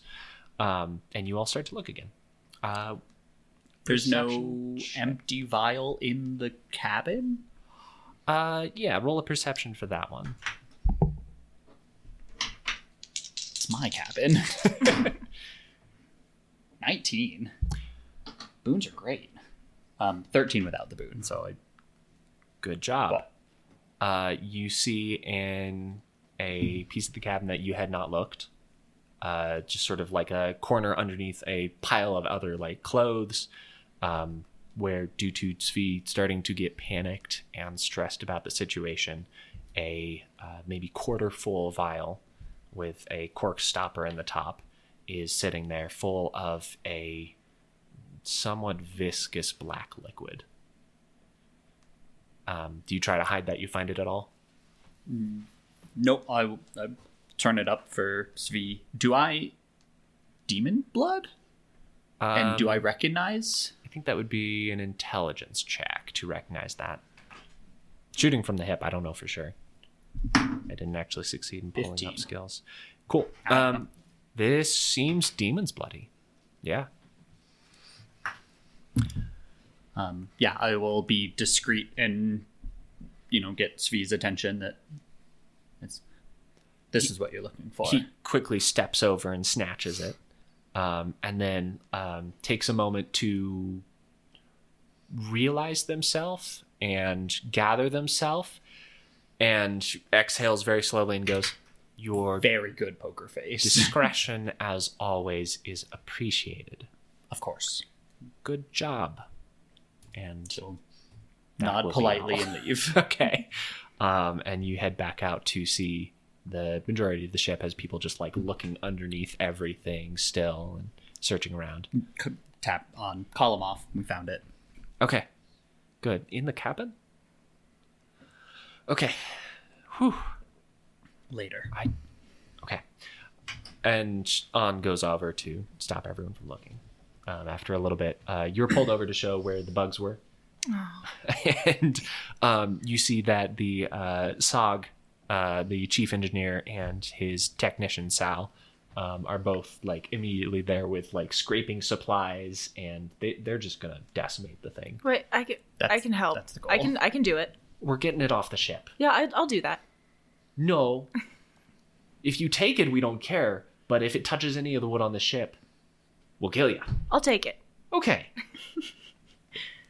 And he like takes a moment, pauses, pulls you forward, and like, listen here, beautiful man. If it touches anything else on the ship, I'll kill you. Understood. Great. Let's go. And lets you like take the little hive mound that has been formed on the ship away. Question. Yeah. Are you sure you're not one of the bug weaver ones instead of the plant weaver ones? I just like bugs. There's not many plants Because it here. kind of feels like you're a bug weaver one. There's not many plants here. I gotta, make do with what I got. Okay. With that incident wrapping up, is there anything either of you want to do in the remainder of your journey? I want to know who put it there. The bug? No, the Oh. The box. Yeah. I talk to the bugs as if they'll talk back to me. Okay. Have you seen anything mysterious? You failed your original check Yeah. to talk, so I don't think they respond at all. No, and I'm not a bug weaver. Okay. I just like them. That's weirder. I grew up near Bug City. Yeah, if you It's want to weirder than if you were just a bug weaver. look into something like that, I'd say probably another perception Okay. based check. Yeah, I think I'll just, with my charm, walk around and ask people if they saw anything weird. Okay. And I'm going to make this, well, okay, if you're asking, do a will. Will. Okay. then, and it's going to be contested this time. Oh, 2. 2. Okay. You do not succeed. All right. You talk to a bunch of people, and most of them are just like, we don't know, but it's done now. Leave it. Usually, best things is you just do what they say, and then you stop, and you just leave it alone. Be happy that you were not the person who put it there. And you're mostly met with unhelpful personalities. Wow. This is just like the crew I just didn't get to go with. Just the same. It's like home. Yeah. Fast forward a few days. Well, for you guys, we're going to go back to the original timeline, the Saxter timeline. I have my own timeline? That's amazing. That's pretty cool. This is the era of Saxter. Saxter Cinematic Universe. Saxter, you've been in town for a few more days because you got there on the very first day they set everything up. You have, at this point now, seen a non-member of the... Oh no, where did my notes go? You see a Picari who's not a member of the Akeo tribe has shown up out of the jungles from the same direction as that demon hunter with their big old cart. You have also seen arrive a couple Skylanders with a very small, like teeny tiny ship. It has room for like maybe 4 people on it. And they're just sort of like looking for little tiny odd jobs as they're talking around the town. You see a boat with a couple plant weavers and bug weavers show up. 3 plant weavers and a bug weaver show up, along with just like normal mainlander sailors. And I think at some point you see someone from Picari, from like the tribe, Akeo. They get there's this big kerfuffle that happens, and you watch as they get caught doing something and thrown out of the port town and abandoned. Like no one acknowledges them anymore, and they're not let back in. And in that way, Michaela, your character has also shown up in the town. You see all of these same people, the pirates, the Akeo tribe. You see the demon hunter people, etc. I don't know if you want me to recap any of that stuff or you. I think I'm okay. Okay. You're looking for answers, right? Yes. So, So did the trail I was following lead me here yeah. then? Okay. Oot says to you, that ship smells like the crystal, but could just be because that's what the crystal smells like. Maybe we ask them. That could be it. That's a good place to start, I think. Okay. I'm going to go sniff some of the other animals. Okay, let me know what you I will sniff be out. near. All right. I'm going to go talk to the people because Okay. I think I'll be better at that part. Yes.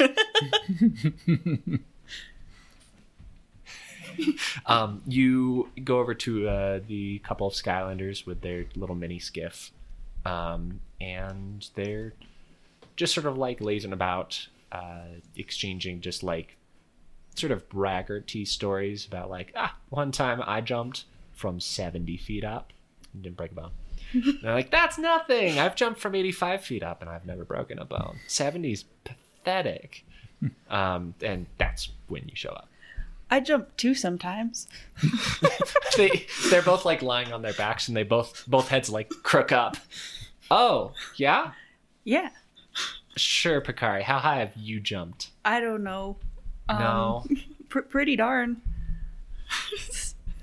Anyway, can you tell me what this is? And I'll just hold up the Blythe crystal. What? Just the crystal? Well, yeah. They like one of them nudges the other, and they like give like a big smile, like sly grin to the other. Like that is a weapon. Well, I've been carrying it around for a little while, and it hasn't hurt me or anything yet. So I don't know how to use it. That could kill anyone here in a second flat. You should probably give it to me for safekeeping. I know how to use it and how to keep it safe, so I will take it from you, and then no one will die. For free, of course, as a disposal service for free. I'll take it off your hands right now. It's kind of important to me, so I think I'm actually going to hang on to it. But if you could just tell me a little bit more about, well, if you could tell me how it's dangerous. Not many anymore, but I mean, you won't have any if you keep it. Is there like an equivalent of an insight check or anything? Yeah. God, I want to say perception. It's a contested intellect versus intellect.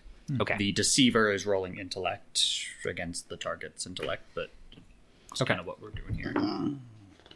Let's try this one. 10? A 10 beat my 3. Cool. Okay. I get to keep my thing. Yeah, it seems like they're pulling your leg. Okay, well, thank you for nothing. Enjoy your jumping conversation, and I'll go talk to some other folks. Like after you started walking, the other one just like smacks the first one. Good job, dumbass. You sure didn't fall that? Instead of jumping it? Shut up, dude. God. You're supposed to have my back. Yeah, you don't get anywhere with them. Where were you going? I guess just to look around for maybe some other people that look like they won't fuck with me. Okay. There are the couple traders. There's the with the Black Isle Demon Hunter were the 3 bone recruits and a Sky Islander as well. And then there's some other Sky Islander who's just like hiding in a tent. Hiding is oversimplifying it, but that's the easiest way I'm going to bridge it. Well, if they're hiding in a tent, I probably don't see them in the tent. So I would imagine. It looks purposeful. They're hiding with intent. With intent and intent. Would you say you feel okay about it too? I feel okay about hiding in a tent. Mm-hmm. If she can see me, then You I consent. don't. To hiding in a tent with intent. Yeah. I would say I'm laying low in a tent. Okay, you're Is content. it just the intent to hide in a tent, or like, are you actually? I am content in a tent. Okay. You guys, this is all really intense. If we could just bring it down a little bit. Sorry, you're a little spent. I am. Okay. Anyway, sure. Yeah. So those are some of the other people you'd see. Okay. Around town.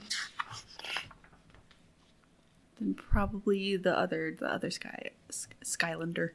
Sure. With the, yeah.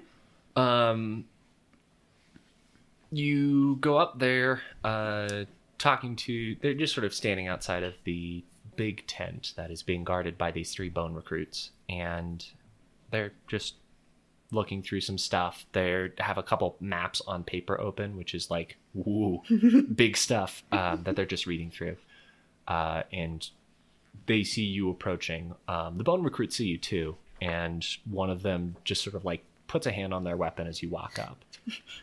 I'm not here to hurt anybody. I just have a question for you, please. And I gesture to the Sky Islander person. Yeah, the Sky Islander like rolls their mouth and is like, "Oh yeah, what could I do for you?" I have come into possession of this item, and I'm just not really sure what it is, but it's floating. So I figured, maybe you could tell me a little bit more about it.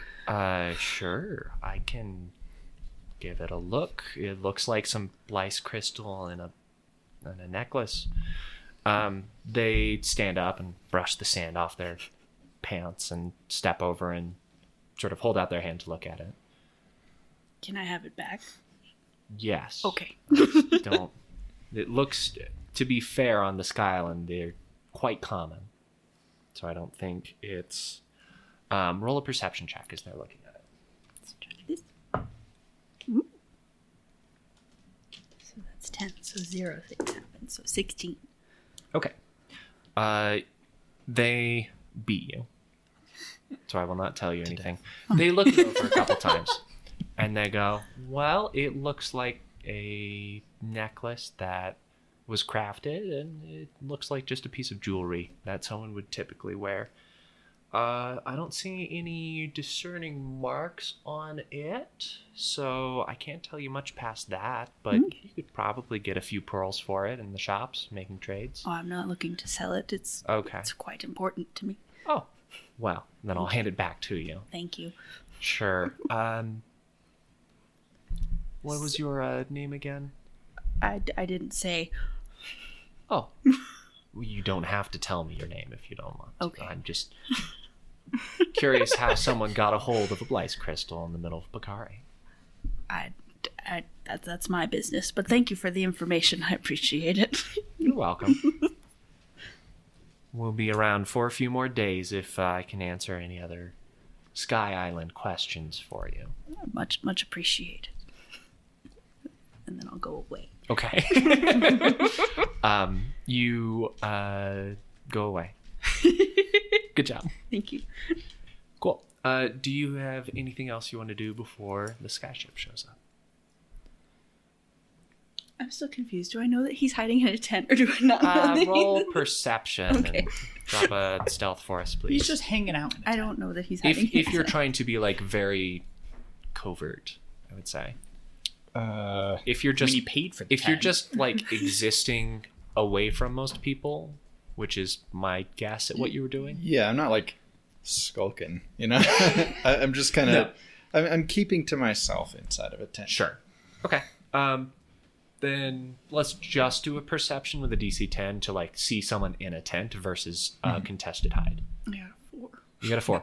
You don't know he's I here. don't know anything. No. I've never seen anything in my whole life. You see all of this though, as this new stranger from the Bakari jungle shows up, talks to a bunch of people, and then just sort of like glumly looks around, just like, well, shit. Now what? So we'll find Oot. Oot is like just in a big circle of different beasts, just sort of like smelling each other and just sort of like playing and growling and that sort of thing. And Oot finally like trots out over to you and is like, I have made friends with other animals. They don't know anything of sky people. The or Sky people crystal. don't know anything either, apparently. So Well, this is shit. yeah, This is stupid. yeah. What now? I don't. Maybe we wait and something happen? I guess we could just watch and wait and listen and see.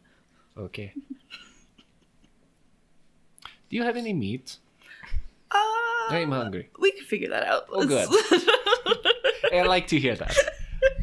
You find a way to, like, there's a couple Bakari who are happy to trade you some meat for such. You do see as they trade you the meat, pretty much immediately after they sell it to you, this, like, sort of small squadron of, like, not starlings. What's the black, magpies. A series of magpies that are just like hanging around the entire port town, like fly down and grab one of the slivers. They grab one of them and then flies back up, and the shopkeeper just doesn't react to this. So it looks like it's normal for that to happen. Fair enough. Can I ask the other Bakari that are working here if they've heard of anything strange? Sure, Like yeah. things going on? The one you're talking to is like, it's been mostly a normal trading town. It's interesting to see such a large caravan that led into that big tent, the bone recruits too, so that's wild. Yeah, he was kind But- of weird. Who was weird? The Sky Island person over there. Oh, what did they do? Dish friend, tell me. Spill the tea, girl. I don't know. I guess I'll just explain the interactions I had with the guys that were talking about jumping and then tried to trick me, and then the After you other explain that, off-putting person. the Bakari's like, okay, well, the two on the skiff sound like assholes, and it's probably good you didn't give them the crystal. The other one sounds, I don't know, kind of off, but who am I to judge? I don't know either. So, I don't talk to many Jeez. people. I'll keep my ears and my friends' ears open, and I if we appreciate hear it. anything, I guess we'll bring it up to you. Thank you. You said, did you tell them the origin of how you got the crystal? I feel like yes. Okay. Yes. Okay. You can. I'll say that there's a special significance then of just been like someone killed and you've adopted their bondmate, and that's something that is looked upon favorably of like taking care of someone when their friend is lost. So, the guy's like, we'll sniff things out and see if we learn anything more. I appreciate it. Thank you. Time passes again. Believe it or not. I do be doing that. Time be passing. I'm going to say that the ship, the Obstinate Svit, is finally coming in for a landing. Svi has become much more proper and clean again. Every now and then, maybe once a week, Svi has you for dinner, actually. And this has been happening the whole trip, of one of the fancier meals that is made by... who is it? Who is that? Steward. Rosh? Yeah. Elv Rosh is... Elia Rosh. So yeah, there's a very nice meal made with nice ingredients prepared by Elia for the two of you. And then the crew gets their normal hardtack and gruel type thing. It's fine. But Decent cruel. yeah. It's all right. At some point, getting up to the landing, are having dinner with Svi, and he mentions, I've paid very well for there and back for this ship, but I'm going to tell you now that we're still paying for back, but I will not be on the ship. Understood. Deception and such. So thank you very much for this ride, and you have done adequately. Thank you. The way that hangs briefly puts the question of like, was that loss of the vial a real mess up type situation? But Svi doesn't like. Hey, Lorel is discreet. Yeah, Kept it from the crew. right. Svi looks around and says, I think it would be best if you head home rather quickly, but I understand if you and your ship need to get more supplies. Understood. We'll peruse and stock up as would be expected, and then make the journey back home as if you were accompanying us. Excellent. As that happens, he gives you an extra little bag of a little bit more money. And I was going to look up what that was. Still trying to figure out what kind of like titles people on the Sky Island use. It's been a little What's weird. What's the like formal way to refer to somebody? For Svi, as you've seen, gone with Eminence. But I think if we get further into Sky Island, I want to do a lot of very stratified names. Yeah, of we'll have to map it out. There's definitely like the holiness and the blessed and the most sonorific. There's a lot of just because superfluous titles that sound very fancy. And very nuanced differences between them. Yes. Yeah. Absolutely. Soporific for some of them. Boom. Roasted. Okay. Going to give you a sapphire in payment, which is 25 pearl slivers or 5 pearls. Or one sapphire. So true. A fifth of a ruby, if we're counting. And I'm gonna go meet you. Good luck. Yeah, she'll, thank you, Your Eminence. It's been a pleasure working with House Nguyen. You've seen, you two would have noticed by now that the plant weavers, for audio, I pointed at Brandon and Michaela. The plant weavers and insect weaver, I said it, but they did show up. Mm-hmm. I think I've described everyone that I planned on having here as being here. Mm-hmm. Except it's all going to plan.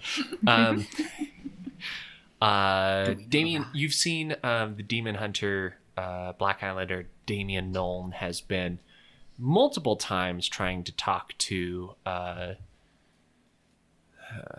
Mattis Snell. And every single time, eventually it ends with Nolan very frustrated walking away, and Snell just like keeps refusing him. And then a couple times you've seen Nolan go over to talk to those two Skylanders. You've seen Skylanders go talk to Nolan after that. Like, come on, we can take that. And every single time Nolan has been like, no, not at all. Shutting those down there. Anything else? I had a question. What up? So I know that Svi is coming to this port town. Yes, that's why I got there early. Okay.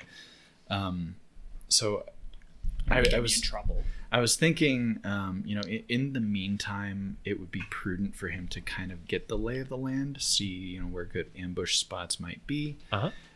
As part of him kind of disguising that, he might be passing himself off as like a traveling artist, just in order to pay for his like meager lodgings. He would have to, just like sell like people portraits, which he does do. Sure. And it's not a lot, but so maybe like the locals and stuff. He might just be. Yeah.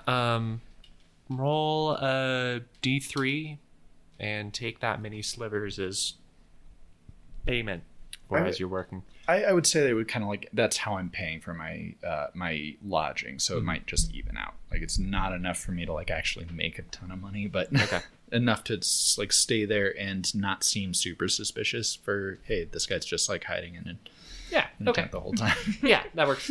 I like that. But also like passively making note of like, okay, this alleyway has like a lot of blind corners, this would be a good spot, stuff like that. Do you ever go to Damien Nolan or the Bone Recruits or anyone to offer that? No.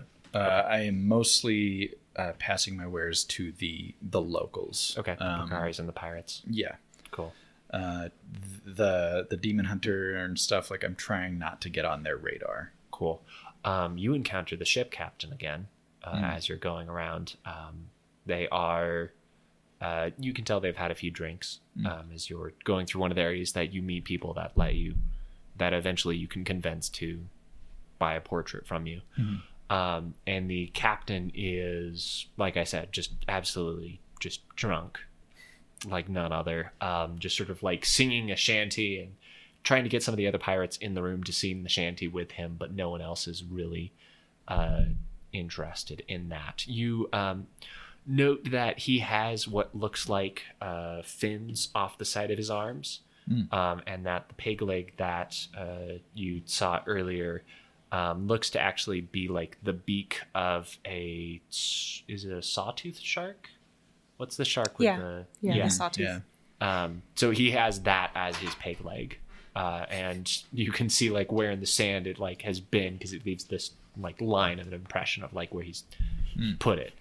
And he's trying to get all the pirates to make a song, and he sees you coming through. He's like, "Hey, you, come here." Yeah, he kind of looks around and is like, okay, can walk up. Great. Hey, where'd you go? I saw when you showed up, and you've been everywhere, and you've come to me. I've been around. Where have you been? Where have I been? And he starts into a song about everywhere he's been. I've been from the bottom of the world to the top. All of the pirates around him go, no.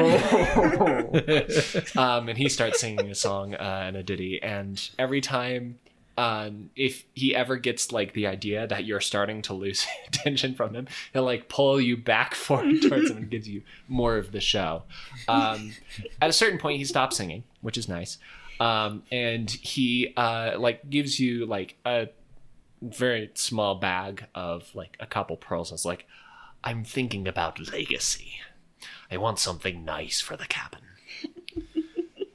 What were you thinking? Me.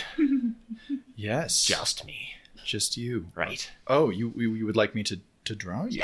Yes. I could absolutely do that. I'm going to... How do I put this so I can not surprise you? I'm going to take off my clothes. Like one of my French girls. I get it.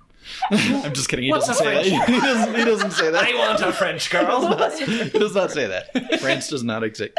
Like one of my canonically. mainlander girls. Like a guy and girl.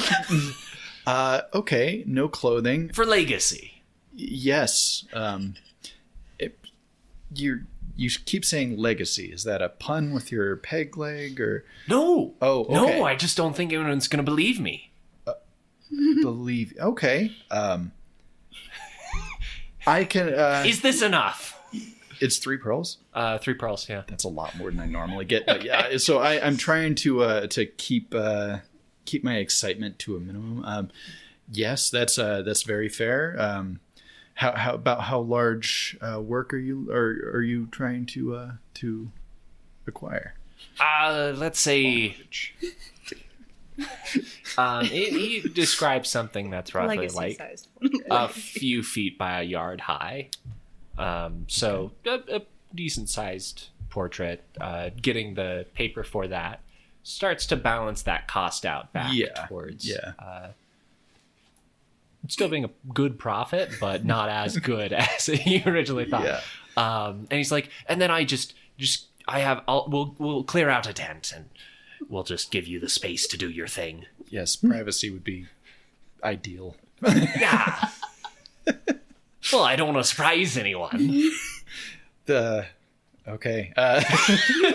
Except for me, of course. Well, that's why I told you. Yes.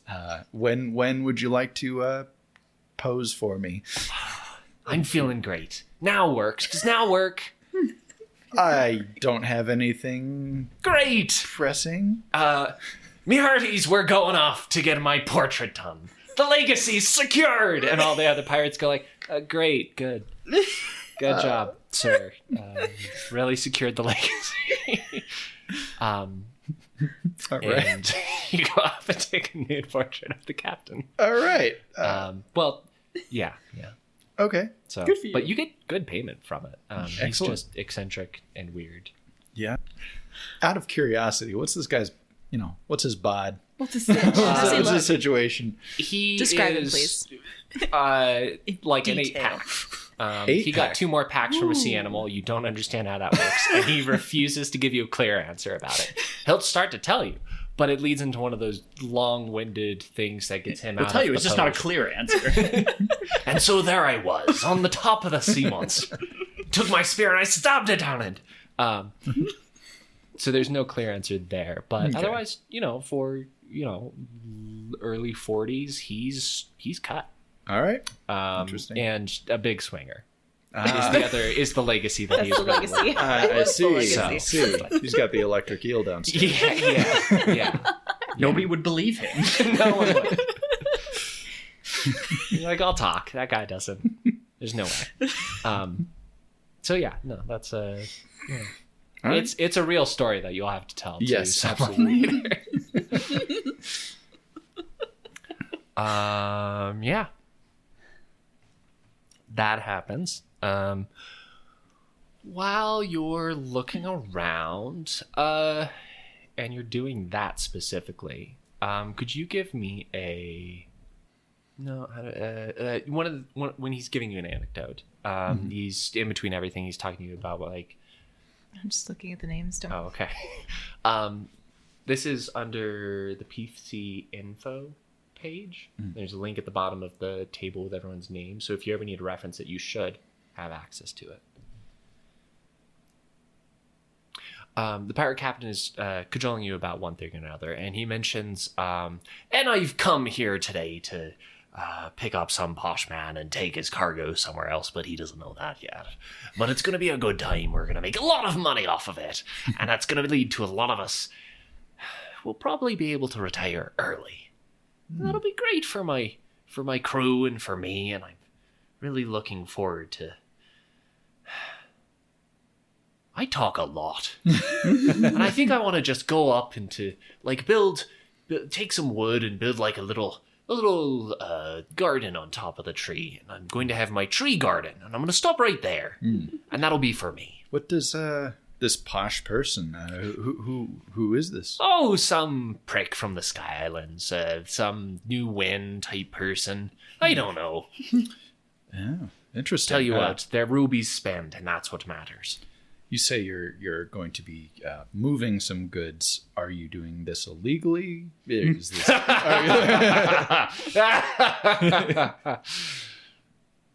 that answers that.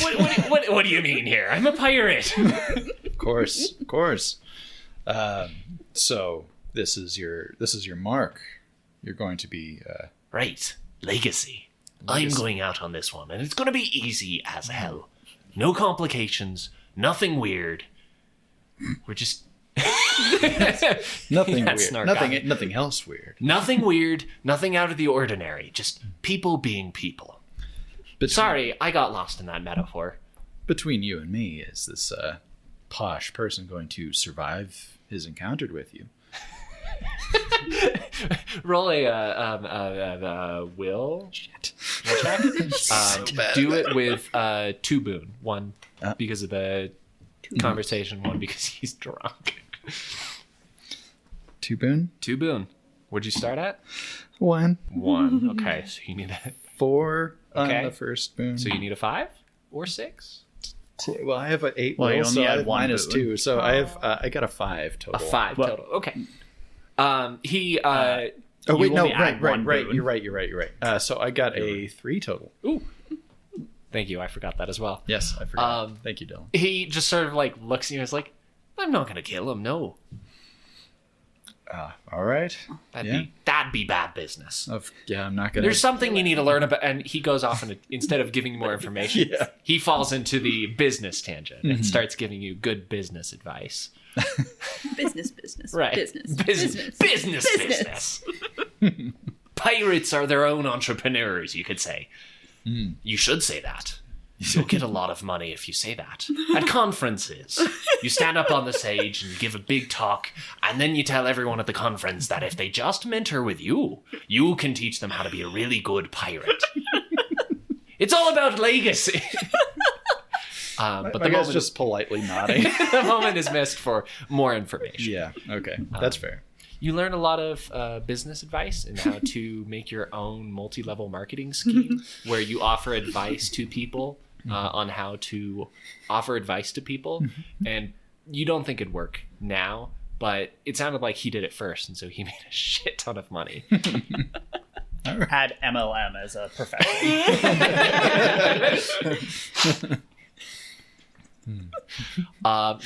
You finish up the portrait. He is so pleased with it. He's super duper happy. He gives you another pearl. With the cost of paper, that brings your profit to 2 pearls. 2 pearls. Sweet. A lot of pearls. Because getting that much paper on such a notice. You do see, as you've seen before, is just like watching the camp. One of those little magpies flies into the tent when it hears money happening and just sort of like looks at you expectantly. And you would have known by now that you're supposed to do, for any sales or trades that happen here, you're supposed to give 10% to the house.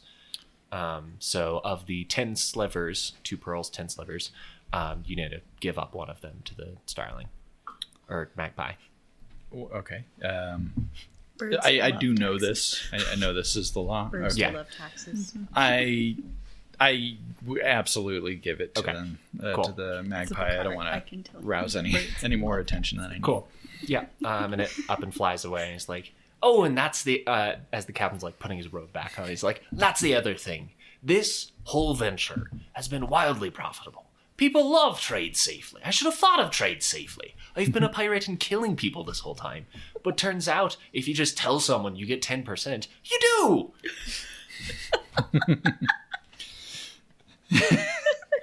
It's Saxter's like kind of tuned out like half of what the captain is saying at this point, and the business stuff is kind of going over Saxter's head Right. a little bit. Okay. But he's pretending to like be in step with what this guy's saying. You're just a Okay. cashier being cornered by a customer. They just won't shut up. Oh no. Yeah, More I get flashbacks. Would you like a bag? it. Really? There's more people waiting, you know. Cool. Okay. The obstinate's fit. Early the next morning, you arrive in the morning, lands. And at this point, you've been able to get back to your normal vantage point. You see the ship coming, just for being vigilant. Linnaeus and the crew are told to stay below neck. Keep below the neck. I mean, that's you. Um, Linnaeus is good at that. oh, good. It's a specialty. The helms person has found that out. The crew is told to remain below deck. Lorel, you're on deck to see off the noble Svi Nguyen. And Yeah, I'll let him know when we've arrived. cool. As the skyship comes to land, and instead of landing at the pier in the water this time, it just sort of hovers above, just out of city limits a little bit. Ladder goes over the edge, and down climbs Svi with some of his stuff. This time carrying it on his own. Again, as Svi sort of goes to leave, he just looks at you and once and goes, "That was adequate," and then leaves. That's their only goodbye. 3 stars. Did what I paid for. You see that Svi almost immediately goes and walks towards this tent that looks like none of the other Picari tents. It's darker and more broody. It's got some like horns symbolized on the side of it with rough, worn leather. You see a couple or 3 bone recruits standing outside of that tent. And you watch as Svi walks up to one of the bone recruits, and just sort of like barely acknowledges them, says a couple words to them, and then walks right into the tent. Okay. And on first mate looks and he's like, "Well, I guess that's that." You told the captain what Svi said about leaving soon? Yep. Yeah, I think we'll shore leave for the day, restock and maybe make some trades, and then hopefully take a load of cargo back with us. Cool. And also I'll have a word with the captain of maybe we don't go back to the Sky Islands first, because if they think Svi's on the ship and there's, you know, more games afoot, maybe we don't want to be Guosvada where people think we are. heartily agrees with this So assessment. maybe we make a stop in mainland first. That sounds good. Let's get supplies and figure out from there. I'll trust your judgment for navigation, as I always do. He doles out a little bit of the ship's coffers to various members of the normal crew to go I get got supplies. You still have your bugs. Please get them off the ship. That's enough payment for me. Could you just slap me really quick down one of those animal checks again? It's a will check or intellect? Yeah. Which one? Intellect. I'm Intellect. going to lean into perception for this one, actually. Thank you. Oh, we'll see. 12. Okay. Boon. It doesn't matter. Cool. There was you do a good job of keeping the insects not eating the ship. So thankfully there's no damage to repair. No death today. No death. As you are getting your stuff together, the crew is finally let out of the hold of the ship and getting your stuff together, the engineer just walks over and just looks around for a moment and then just 2 eyes from his to yours and then walks back away. Just wave at him. Okay, yeah. And you've arrived as well. Yeah, you're all in Pier Uyombo. And who wants to do something next? I'm gonna find my friends. Yes. Cool. You find them starting to you find them in one of the large tents that has just some food and some general trade happening inside of it. You see that the 3 plant weavers are sort of together talking about stuff, and one of them has bought a map, an okay map, and they're sort of like looking at their expedition inland that they're planning on taking. The insect weaver is not immediately in sight. I make my presence known. My friends. Two loud thumps as two heads immediately hit the table, and a third, or the one who doesn't hate you as much, Festain, looks as, oh shit, Linnaeus, what? What? You caught up? I did, yeah. I rode in a sky ship. It was pretty cool. You hear just this very loud, no. I brought bugs. Oh, you're so weird. This is Atesta, who finally takes their head up and looks at you. Why are you so weird? What is it with bugs? Bugs are cool. Suck. Bugs are so cool. Bugs Get are along the with worst. Atesta. Plants are interesting. Plants help people. Bugs are just little parasite things. Plants are also interesting, but we gotta respect everything. Bugs and plants. God, plants can just do it. Have you met these bugs? And I pull out my bag. God, go! Jeez! I was gonna give them to Kitst. How do I say his name? Katist? Kitst. Does Kitst want some more bugs? Where is they? Where are they?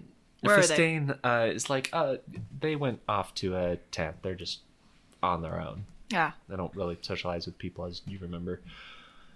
So they're over that way. Atess is like, why are you here? Linnaeus sits next to them, just forces his way in. The two of them, Atesta and Mats, both stand up and look down at Linnaeus as he sits. What are you doing? I What came is to it find you you think you're guys. doing? I was with you. I'd missed the ship the first time, but I'm here now. Right, you missed the ship. Yeah, but I'm here now. Wait, I made it just in time, didn't I? See, we were buying supplies for 4 people. Oh well, I can buy my own supplies. So what's the plan? Where are we going? We're going into the jungle. You were not sure about. We're going into the jungle. No. That's the opposite of what I just said. But I was supposed to join you. Hold on, I'll be very specific. Me, Testa, my lovely wife, Mats. Very Festain. lovely, by the way. Mats, sticks out her tongue. Stop. And Ktist. Let me underline this more before I continue. We want to go into the jungle with Ktist, the insect weaver. Okay. So do I. We don't want to go into the jungle with you. Linnaeus leans in a little bit. He's like, but I told my parents I was gonna join you. Wow. I don't care. I can do all sorts of stuff though. I can find mushrooms. I can train bugs, non threatening ones, and not these ones. These ones are very obstinate. Wow. Well, maybe you'll find some mushrooms around town. Do they have caves here? I would love to go into one. Yeah, you should look into that. Okay. You should go find some caves here. You'll wait for me? For me to join before you go to the jungle. why would we do that? Because I'm supposed to join you. No, you missed the ship. But I made it now. That was your last chance. But I'm here now. We're done entertaining your flights of fancy, your interests in training bugs. You don't even bond with the bugs. You just train them. What is that? They're cute. You're a plant weaver. Yeah. Do you not care for the history or the culture of our mothers and mothers before us? No, I do. Really? Yeah, I build things with plants. That's one of my many jobs. I could build you something. I'm not having this conversation. And Atesta very quickly just stands up, rolls up the map, and walks away. Fastane like stays back a moment, and just as Atesta and Mats leave, Fastane is like, "Hey, Hey, kiddo. hey, Linnaeus. They were pretty upset the whole time you were with us, and then they're really happy when you missed the boat. Have you ever felt really happy about something and then had that pulled out from under you? No. Okay. Can you kind of guess how that would Everything make has gone pretty well for me. Yeah. That's good. You know, and maybe that's a sign that you're pretty capable on your own. You caught up to us. That's a very capable thing. I did. I mean, I got kind of framed for a crime I didn't commit, but it's all sorted out now. Yeah, see, things have sorted themselves out for you, and you've... Maybe I could be a lucky charm if things work out for me. Sure, okay. What I was originally gonna say is maybe you need to let Atesta and Mats. They need some time to maybe heal with you being back. They're really annoyed with you a lot of the time because I think that's just who they are. And I can't give you good advice on how to get back into their good graces. So maybe take that in stride because things have been working out for you. So I should just go, or... Look, I don't see any way that Atasta's ever gonna let you be with the group. She's gonna do that thing that they did when we were leaving New Gaia, where she's like, you gotta sleep in the camp 3 yards away. You can't be in the camp. You have to put your tent outside of it. She's gonna do that. I thought I was keeping watch. No. Oh. No, she was being a bitch. Oh. I'll just go, I think. And look, you do mean really well. It's just not a good social dynamic between them and you. Everyone has their people, and you and them are not each other's people. And that's okay. Okay. I best go find some people then. Yeah, there's a lot of people here. Will you give this to Katist? Katist? Does he like me? I can never learn his name. Does that offend him? I've really tried. It might, if someone kept getting your name wrong after about 2 months of voyaging, Katist. that might hurt your feelings, wouldn't it? Yeah. So they don't even use my name though. They call me all sorts of other things. Sorry, what do they call it? I don't hear them talk often, so what did they call you? Oh, burden, obnoxious,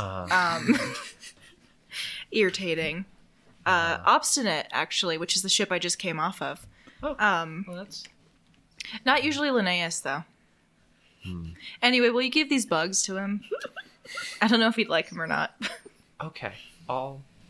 You sure you don't want them though? Nah, they don't train very easily. He might have better luck. Okay. I'm gonna... Hey. He lend finger guns and just kind of walks out. I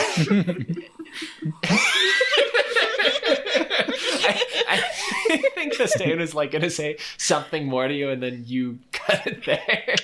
They're just like, oh, okay. Huh. And they pick up this small hive of termites and go to find Katist, the insect weaver.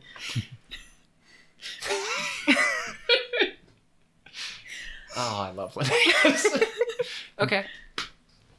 Lyra will make her way around the markets and see if there's anything good to trade for. I think we probably have like bolts of like cloth from the Sky Islands that we would see if we could try and trade and either make a profit or trade for other goods that we could take back. And Sure. Yeah, you're out looking for that. I'm gonna also bring in Saxter as well. You've now seen this whole Skyline ship, and you've seen a few different people. One of them who almost immediately went into the tent of the Black Islander was dressed in really fancy robes. There's also someone here who's in kind of nice Skyland stuff that you might want to check out. I'm pretty fancy. But your hunch is leaning towards the person who went into that tent.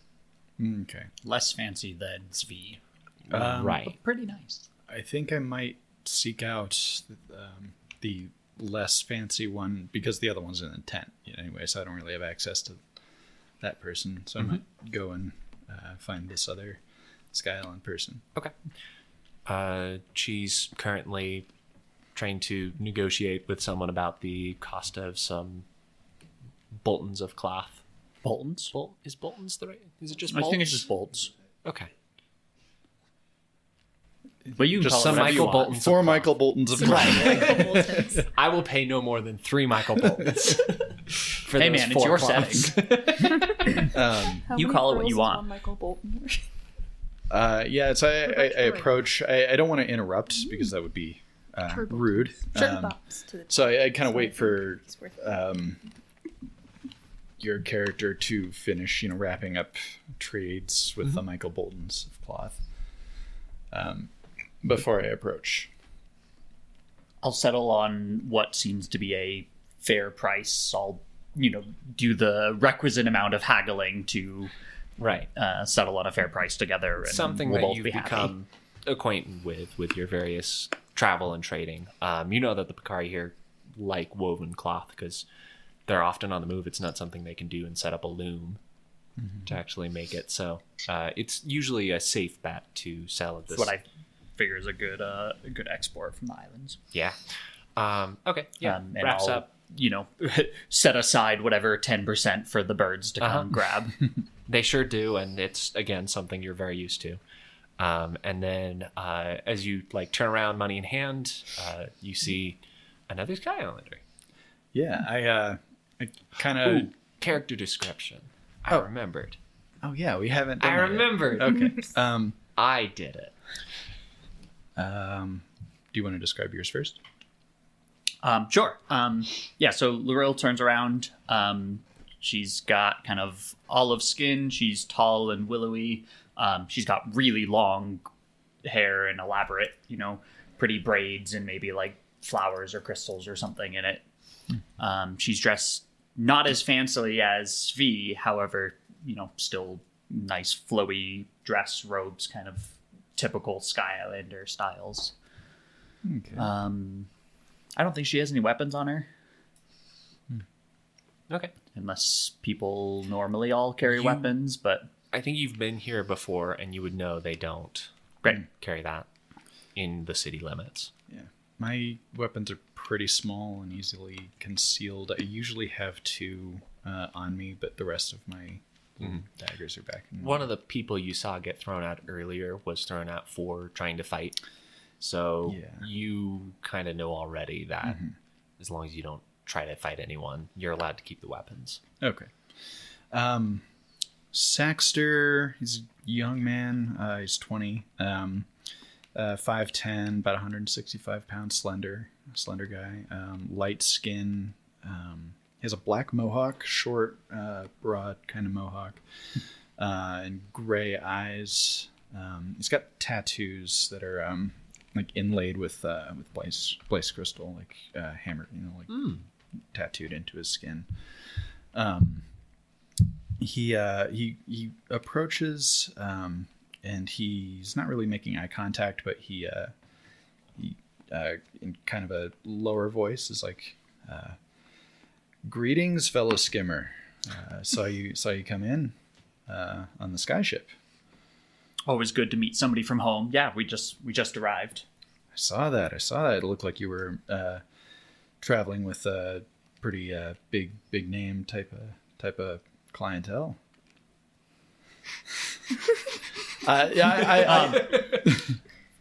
Just here for some trade and then heading back home shortly. I see. Well, I'm an artist. I've been here for a little bit. I've been, offering my services to, anybody that'll pay. Did a hell of a great job with local sea captain. He had a very specific request. But, I was wondering, if somebody like that might appreciate some nice artwork, maybe some good portraiture. Do you think I could possibly, if you could arrange a meeting with this person, maybe I could convince them to indulge in a little bit of artistry? Sorry, dodgy as hell. Laurel's used to playing the game. I'm trying to figure out the best way to deflect, but she'll deflect. She's like, well, unfortunately, our ship's not staying for long. We'll be heading out on the morning probably. But no, I appreciate the offer. Just looking to turn around some goods quickly so we can get back for our next route. Heading back to the Sky Islands. We are, yes. All right. Well, we've already charted a course for the mainland. Sorry to talk your ear off. I just thought I'd offer. It seems like they might pay a little more than the locals. So anyway, good. Well, you're at a good place to try and offer those types of wares. So I'm sure you'll find plenty of clients. I think this place is a little tapped out. I might move on after this, but just thought I'd offer. Then I'll walk away. Okay. This person's getting me nowhere. Yeah. So. Oot at some point is going to go, "Is more sky people. We talk to them." I want to see how they talk to each other first. I didn't like the way that Okay. those first two interactions went. You see that as you watch, there's a couple people who seem to be more in charge of the ship. Mm-hmm. They give out orders, and then the rest are relatively business-like. They just go out there, each given a different type of or a different amount of money, and they go off to different shops to go buy different supplies and such. And drink and make merry. Yeah, there's a little bit of short time for them too. So some of them go relax. I feel like maybe I'd try to go talk to the ones that are going to in a more relaxed setting and Okay. drinking or whatever they're Yeah. doing. You see a pair, This time. Skylander, a couple Skylanders and a Seafarer are all sort of off on the relaxed area. And they're all just they've gotten their own sort of beer-like drinks and have taken them to a small corner of one of the tents and are just sort of chatting about I wonder if they have any of this sort of stuff. And I wonder if any of them have this sort of bone tooth necklace that I've been looking for a while for my friend back home type thing. Okay. The other two are your friend, sure. Right. Okay, stop it. No. So that's the group you see that have gone into one of the... I was asked, can Laurel enter the scene as well once she's done trading? Yeah, I don't see why not. She'll come in and, put a pearl on the table and is like, goods did well. This round's on the ship. We like you.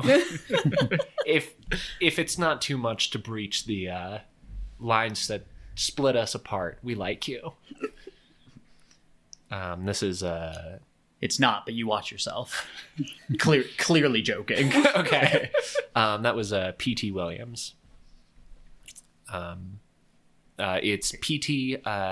L.E. and where'd it go? Babby. Okay. Babby.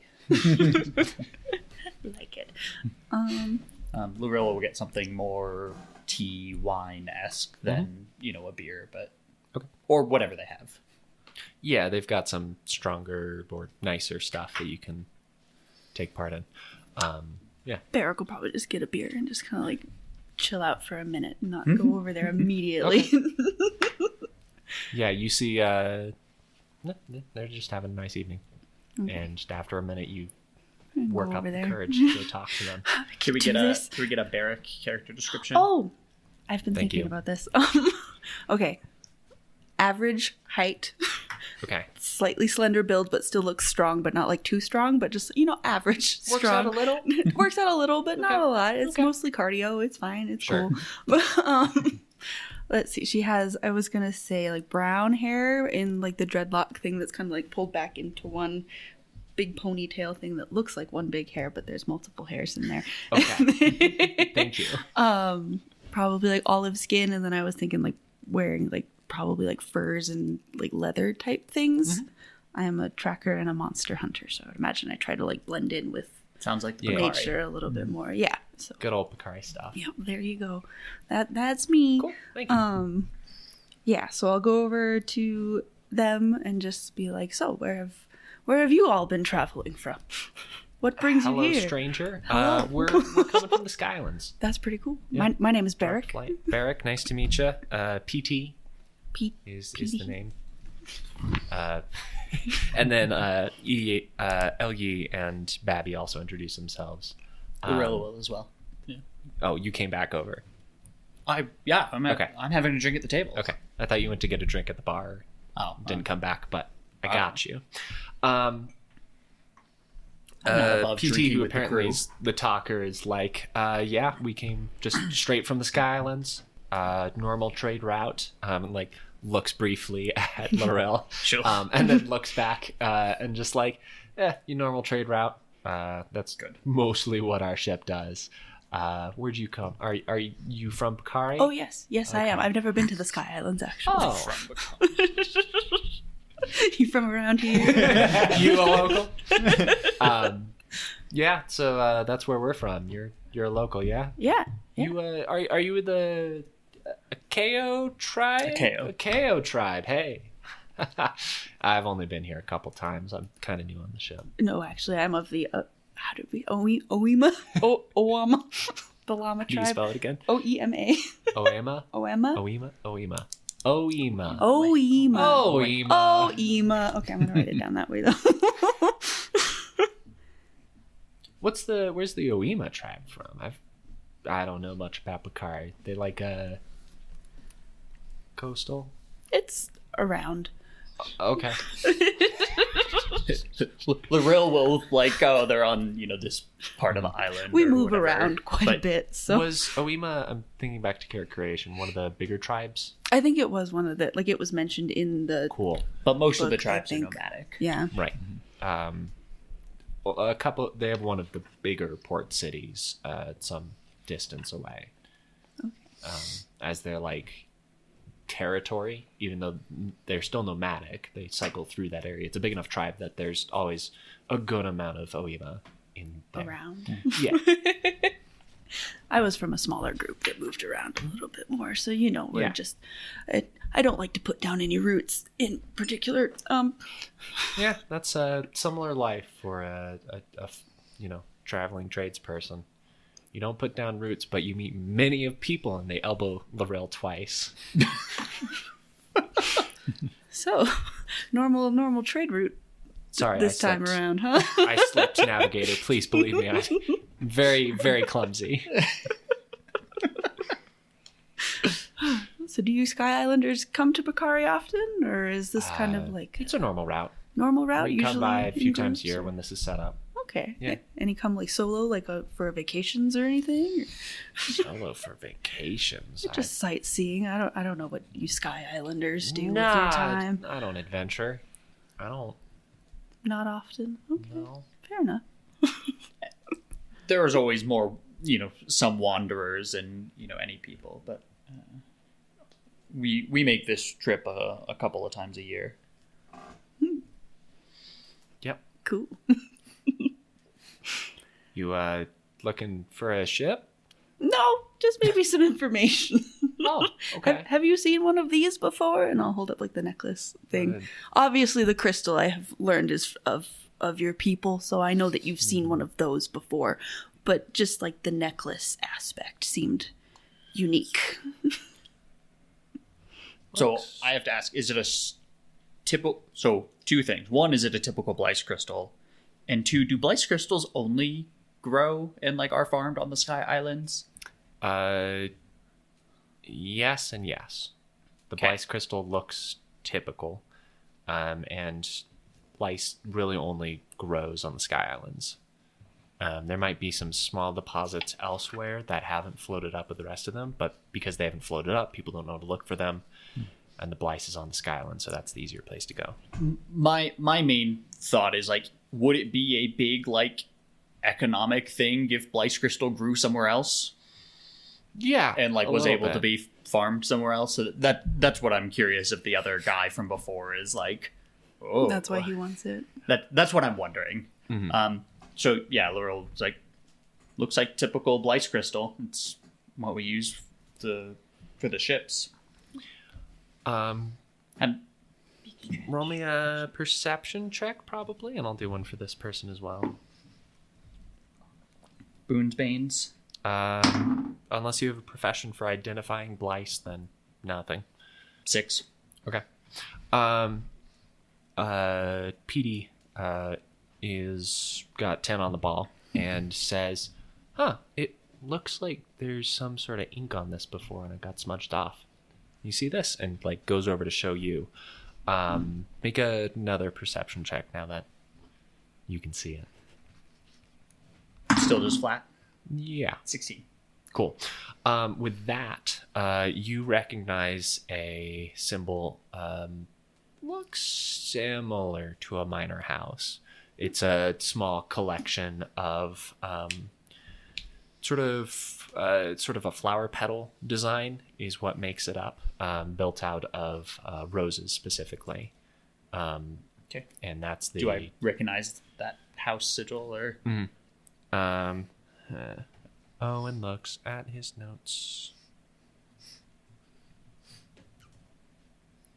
Looks like it used to belong to one of the minor houses. You have houses just for minors, or Nobles. oh, okay. The minor noble houses. House. Oh, so your minors are nobles here. The house is House Laurier. House L'Oreal.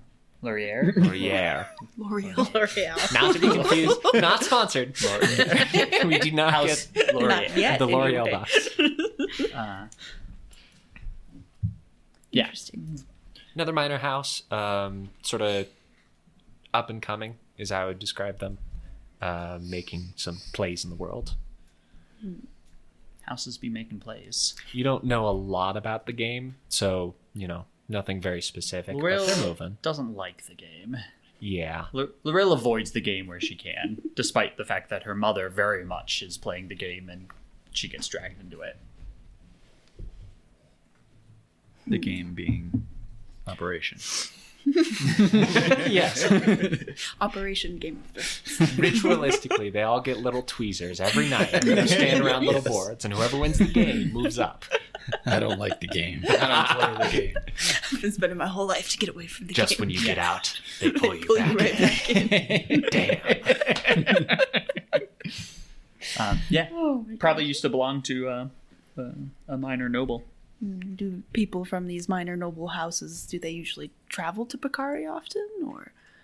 Oh, no. No. Minor houses never come out. Well, we have an exception here. Yes, they come out. Okay. They're the people who... They don't have enough money to stay on the Sky Island the whole time. Okay. So they gotta go make money other places or serve as envoys and faces to mitigate the risk of the bigger houses. It's a whole mess. It does sound complicated. Yeah. Every now and then you meet someone who's actually like chill and, not uppity is the way I might describe it. Uppity is a word to use, I suppose, in most of the people I have spoken to thus far. Anyway, Did you come by this from another Sky Islander? it's not important right now. We've just met. That's a little suspicious. But okay. Now I'm like, did you mug them and take it? It's none of your concern. I'm not mugging you, am I? All right, I don't know what other. I guess. Thank you. Sure. Nice meeting you. It's nice to meet you too. If you guys need any help in the port, just let me know and I'll do what I can. Oh, okay. Or if you see Appreciate my friend the offer. Oot out there, Oot will be happy to help, I'm sure. I will let him know of you. Appreciate the offer. I probably won't be staying long. I feel like I try to find the people on the ship. I gotta find new people. Okay. Yeah, you. They don't like me. You come back in probably right after. I feel like I just go back to the bar. Are we in a bar or are we just like in a tent? It's like, an what's the approximation of a bar. bar-ish situation. I'll probably As just go bar sit as a somewhere tent else. can Big be. tent. They serve drinks. A tented bar. Okay, I'd probably just go sit somewhere else and It's just like a keep my ears festival. open for. Okay. Lorel will probably have a drink or two, but not a ton, and then probably go back and like put her cabin back together after Svi wrecked it. He did mostly clean some stuff up. Yeah, Linnaeus is just gonna try to find people that he knows. Sure. Yeah, you see the few from the ship that were there before. They're having a drink. I don't think Lorel's gone just yet. Yeah, you're welcome to arrive before Lorel leaves. Hey guys. Oh, plant bug guy, right? Technically plants, but I like bugs too. Yeah. Yeah. I got rid of him, don't worry. I gave him to my friend. Friend? I don't think he's my friend. Anyway, Right. Good for what you drinking? Oh, they've just some beer. They've Cool. got it over Cool. there. Don't leave. I'm gonna come back. What? He goes to get a beer. They all exchange looks in small confusion before. You're back. How much does the beer cost? Sliver. Okay.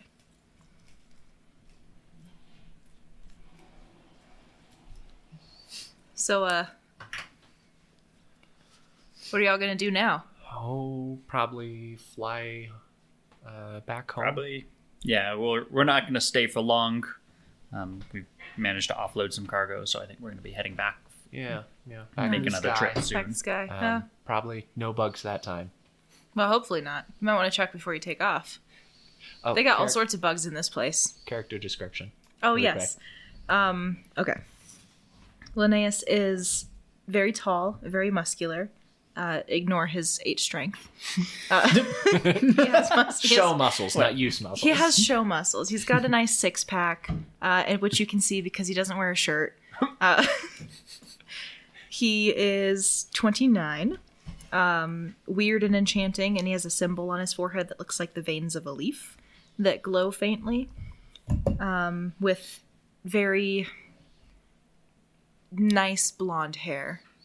That he very much takes care of his hair. Maybe we'll get that L'Oreal sponsorship after. That's the goal.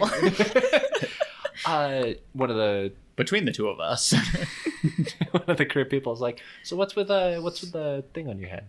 Oh, I don't actually know. I mean, it started glowing, I think, because I dig up like glowing mushrooms and stuff. When you spend a lot of time around glowing mushrooms, you just kind of Yeah. absorb the glow. Is it like a tree? Because that's how I see some people draw trees. Is they just do like a bunch of lines facing up. It could be. Yeah. Okay. So mushrooms, you said? Yeah, I like mushrooms. Spent a lot of time in the Starlight Caverns. I have no idea what you're talking. What are they? They're pretty cool. They're big caverns that have glowing mushrooms in them. It's like I'm there. I also do architecture, plant-based only. And I like No meat. I like to train bugs. I spend a lot of time in Bug City. I think bugs are pretty cool. How do you feel about bugs? They're They small. eat my and- ship. Those ones, they didn't eat a whole lot. Don't worry, I got rid of them. I gave them to my friend. Not my friend. Companion. They don't want me anymore. So now I'm here. It's time for me to strike out on my own, you know? Right. Okay. What's your own look like to you? I don't know yet. I might follow them into the jungle. I don't know. Just follow them into... Yeah, they're going into the jungle. Why are they going into a jungle? They don't tell me things. Oh. Why did you come all the way here if they didn't tell you things? I needed to strike out on my own, and they were leaving, and I joined their group. And then they left me, but I caught up with them again, and then they told me to leave. So I'm here to find new people. Sounds kind of off the cuff. You just, like, whimsically went with them, and then... Well, I needed to move out of my parents' house. Oh. Figure out what I wanted to do with my life, you know. Gotcha. Well, I assume it's a journey and a road of discovery, so, good job getting out. Thanks. I gotta go figure out what I want to do. Uh-huh. Do you guys need any help with anything? No. I can lift things. I was really good at that. I can't make these decisions. You. What's your name again? Laurel. Laurel, do you need help with anything? I can lift stuff. I can grow plants. I think we've got a full crew, and especially if we want to get cargo on the way back, I think we're full up. All right. I'll go to the bar and find someone then. Sorry. Pausing that, where do you think your character would be now? Okay. Do I see the crew of the pirate captain? Have they sprung into action now that they're the guys here? Roll perception. Okay. 18. Hey. 18. Nice. Yes. Yes. The crew of the pirate ship have started to... You've been able to, pay attention to, obviously not their faces, but the different people of the groups that they're in. So the pirates dress one way. And of a certain ship, they all dress to a different standard than that. And you start to... And they're mostly seafarers, right? They're probably... most of the seafarers in this area are probably part of this group. Jaws, fins, discernible features from the other Picari. Yeah. You start to see slowly groups of them are there's a couple pirates that come from the ship, dock to the pier, that start to spread out within the camp, and they start to slowly pull the other members of the crew from whatever they're doing, and they all sort of very no fuss, nonchalantly start to excuse themselves from whatever they were doing, and they all start to get back towards the ship area. Okay. Seeing this stresses me out because they're trying to get to my target before I can. So I am going to move towards the tent that the wealthy Sky Islander has gone to. And you said there were guards outside, the bone guards. There are 3 bone recruits. Outside the tent. Each of them adorned in their large bone armor from the... Well, I don't know if recruits have bone armor yet. They might have a bone weapon, but they don't have the full armor yet. Because I think they have to go do a Horok hunt to get the armor. Okay. I'm going to approach the ones that are guarding the tent. I have my portfolio of drawings and stuff with me. So I'm intentionally appearing to look non-threatening. Okay. So I'm going to approach with a little bit of concern in my voice, my mannerisms, and just be like, "Hey, I have it on good authority that your friend in there might be in danger from some of the seafarers that are in this port. So you might want to watch out for if any of the the seafarers come in this area, maybe keep an eye on them. One of the bone recruits, as you approach, they put a hand on the weapon. One of the bone recruits that you're talking to first looks at you and says, "Whose authority would you have this on?" I'm an artist. I like open, like show some of my, drawings and stuff. I've been sketching some of the locals. I overheard a conversation that they were looking for somebody that matches the description of the guy that went in there. I know it's none of my business. I'm just a concerned, traveler. Just want to make sure that you're aware that some things might be a little dangerous. Roll me a will check, contested. I think it's intellect if I'm trying to convince. See if Yeah. Okay. Sure. Yeah. That's a 5. Okay. The bone recruit pauses for a moment and goes, "Well, we'll keep our client well secured. Thank you for warning us." As you sort of feel like you had a small L there, you notice that the Black Islander who originally came here with the tent is still off bickering with the old man ship captain, Snell. Mm-hmm. And it looks, you would, I think, of note, realize that so far Snell has not come, like, you haven't seen Snell go into the tent since Fee went in. Snell might not even be aware. Okay. I guess I can go over to Snell, try and talk to him. Yeah. Snell is talking to Damien Noln still, and Noln's like, "It's a fair price for the weight of the materials being transported." And Mattis Snell, the ship captain, kept going, No, it's too dangerous. I won't do it. To which Noln says back, "I have everything perfectly under control. There is no danger to you or your crew. This is a reasonable price. This is a reasonable ask. Let me transport back with this." And Schnell is still just like, it's an untenable risk. I cannot do this. No, absolutely not. You can triple the money and I won't do it. And Snell's like, "Then I'll quadruple it.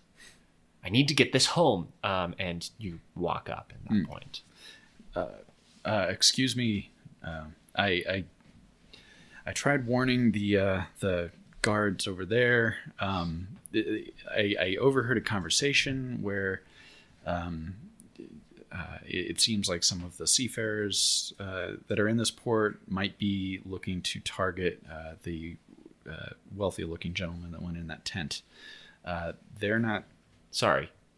A wealthy-looking gentleman went in the tent. Yeah, it was it looked like a Sky Islander. He had some Damien elaborate garb. Noln, a very imposing figure, like sharp black braided hair, looks like they have muscles and they use them type.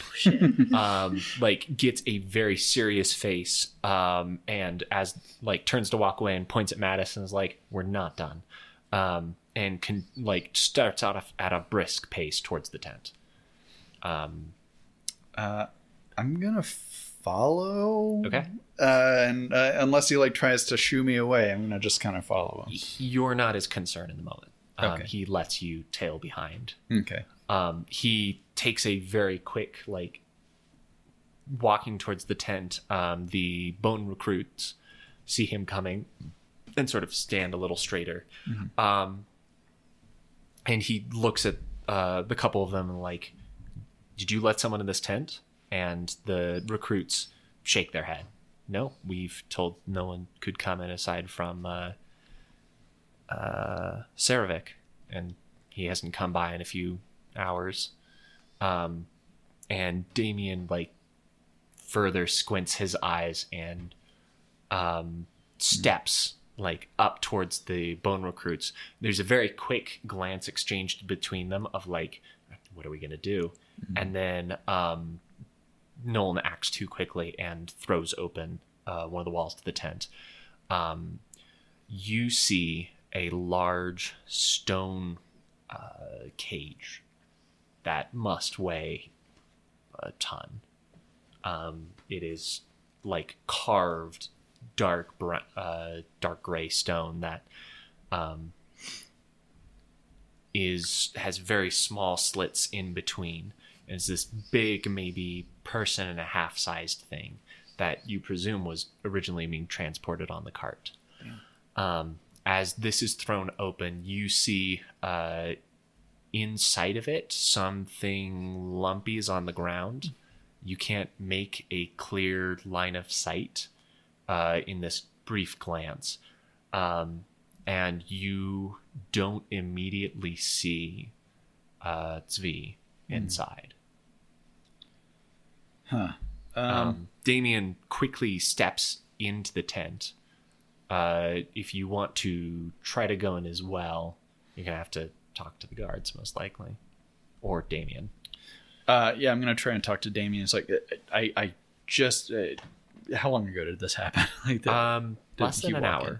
Oh, really? This arrival to the people showing up to these Gotcha. all going off to get a drink has gone rather quickly, actually. So it's still pretty early in the day. Okay, so it's been like an hour since I've seen this guy walk into the tent? Yeah. Okay. Yeah, I'm going to talk to Damien. So, sir, I saw him walk in about an hour ago. I haven't seen anybody leave. How would you describe them? They looked rich. Sky Islander like me. Just he had nice clothes. Just walked in. Damien sort of like lets you like come stand in the entrance and is like, do not get closer to the cage, and starts to very slowly and intentionally prowl around the perimeter looking through the area. And as he rounds to the other side, you hear him just exhale slightly. He turns back to you and says, did you see anyone else come? Wait, and then as he's trying to fight his way through the knowledge and information of whatever's just started to happen, why there is someone or something on the other side of the cage, you sort of feel things happen simultaneously. The first thing you experience is your attention, whatever Damien is about to say and do, gets distracted as you see the lumps in the cage start to twist and move. You realize that it looks like previously some sort of humanoid figure was ragdolled at the bottom of the cage and just sort of flopped haphazardly. The pieces of like the extremities start to like wiggle and move and start to, in a very unnatural way, start to like touch the ground and pick itself up and stretch and move until very slowly a fully standing monster, affront to whatever used to have gods on this world, stands up in the cage. They have a vertical mouth with wide, like, red lips and teeth pincering, large, bulbous black eyes that are looking at you, long claws that they slowly pick themselves up on. And they just look at you briefly and then turn to look at Damien briefly. When that happens, and this is something everyone else hears too, you all hear the loud yell of, "All right, boys, legacy!" And a entire ship's worth of pirates suddenly start charging towards the entire town. Oh. And that is a clean cliffhanger that I'm with everyone else on. All right. So next time we'll figure out how you deal with being in this tent Gonna get and destroyed by what the other giant three of you alien. are doing. I'm gonna have to like come up with like a backup character. Like, I don't know. I'm in a bad position. We'll see. We'll find out. Tactically. It's fun. I was hoping someone would eventually go into the tent, so I'm glad that I could finally tease you into it. But yeah, that's where we're going to pause for this session. And we'll pick up next time with a good old rustle and tussle. A nice little a fight on the beach. All right. Beach episode, but Beach violent. The anti-beach Not relaxing. Yeah, and that's Sweet. session 1.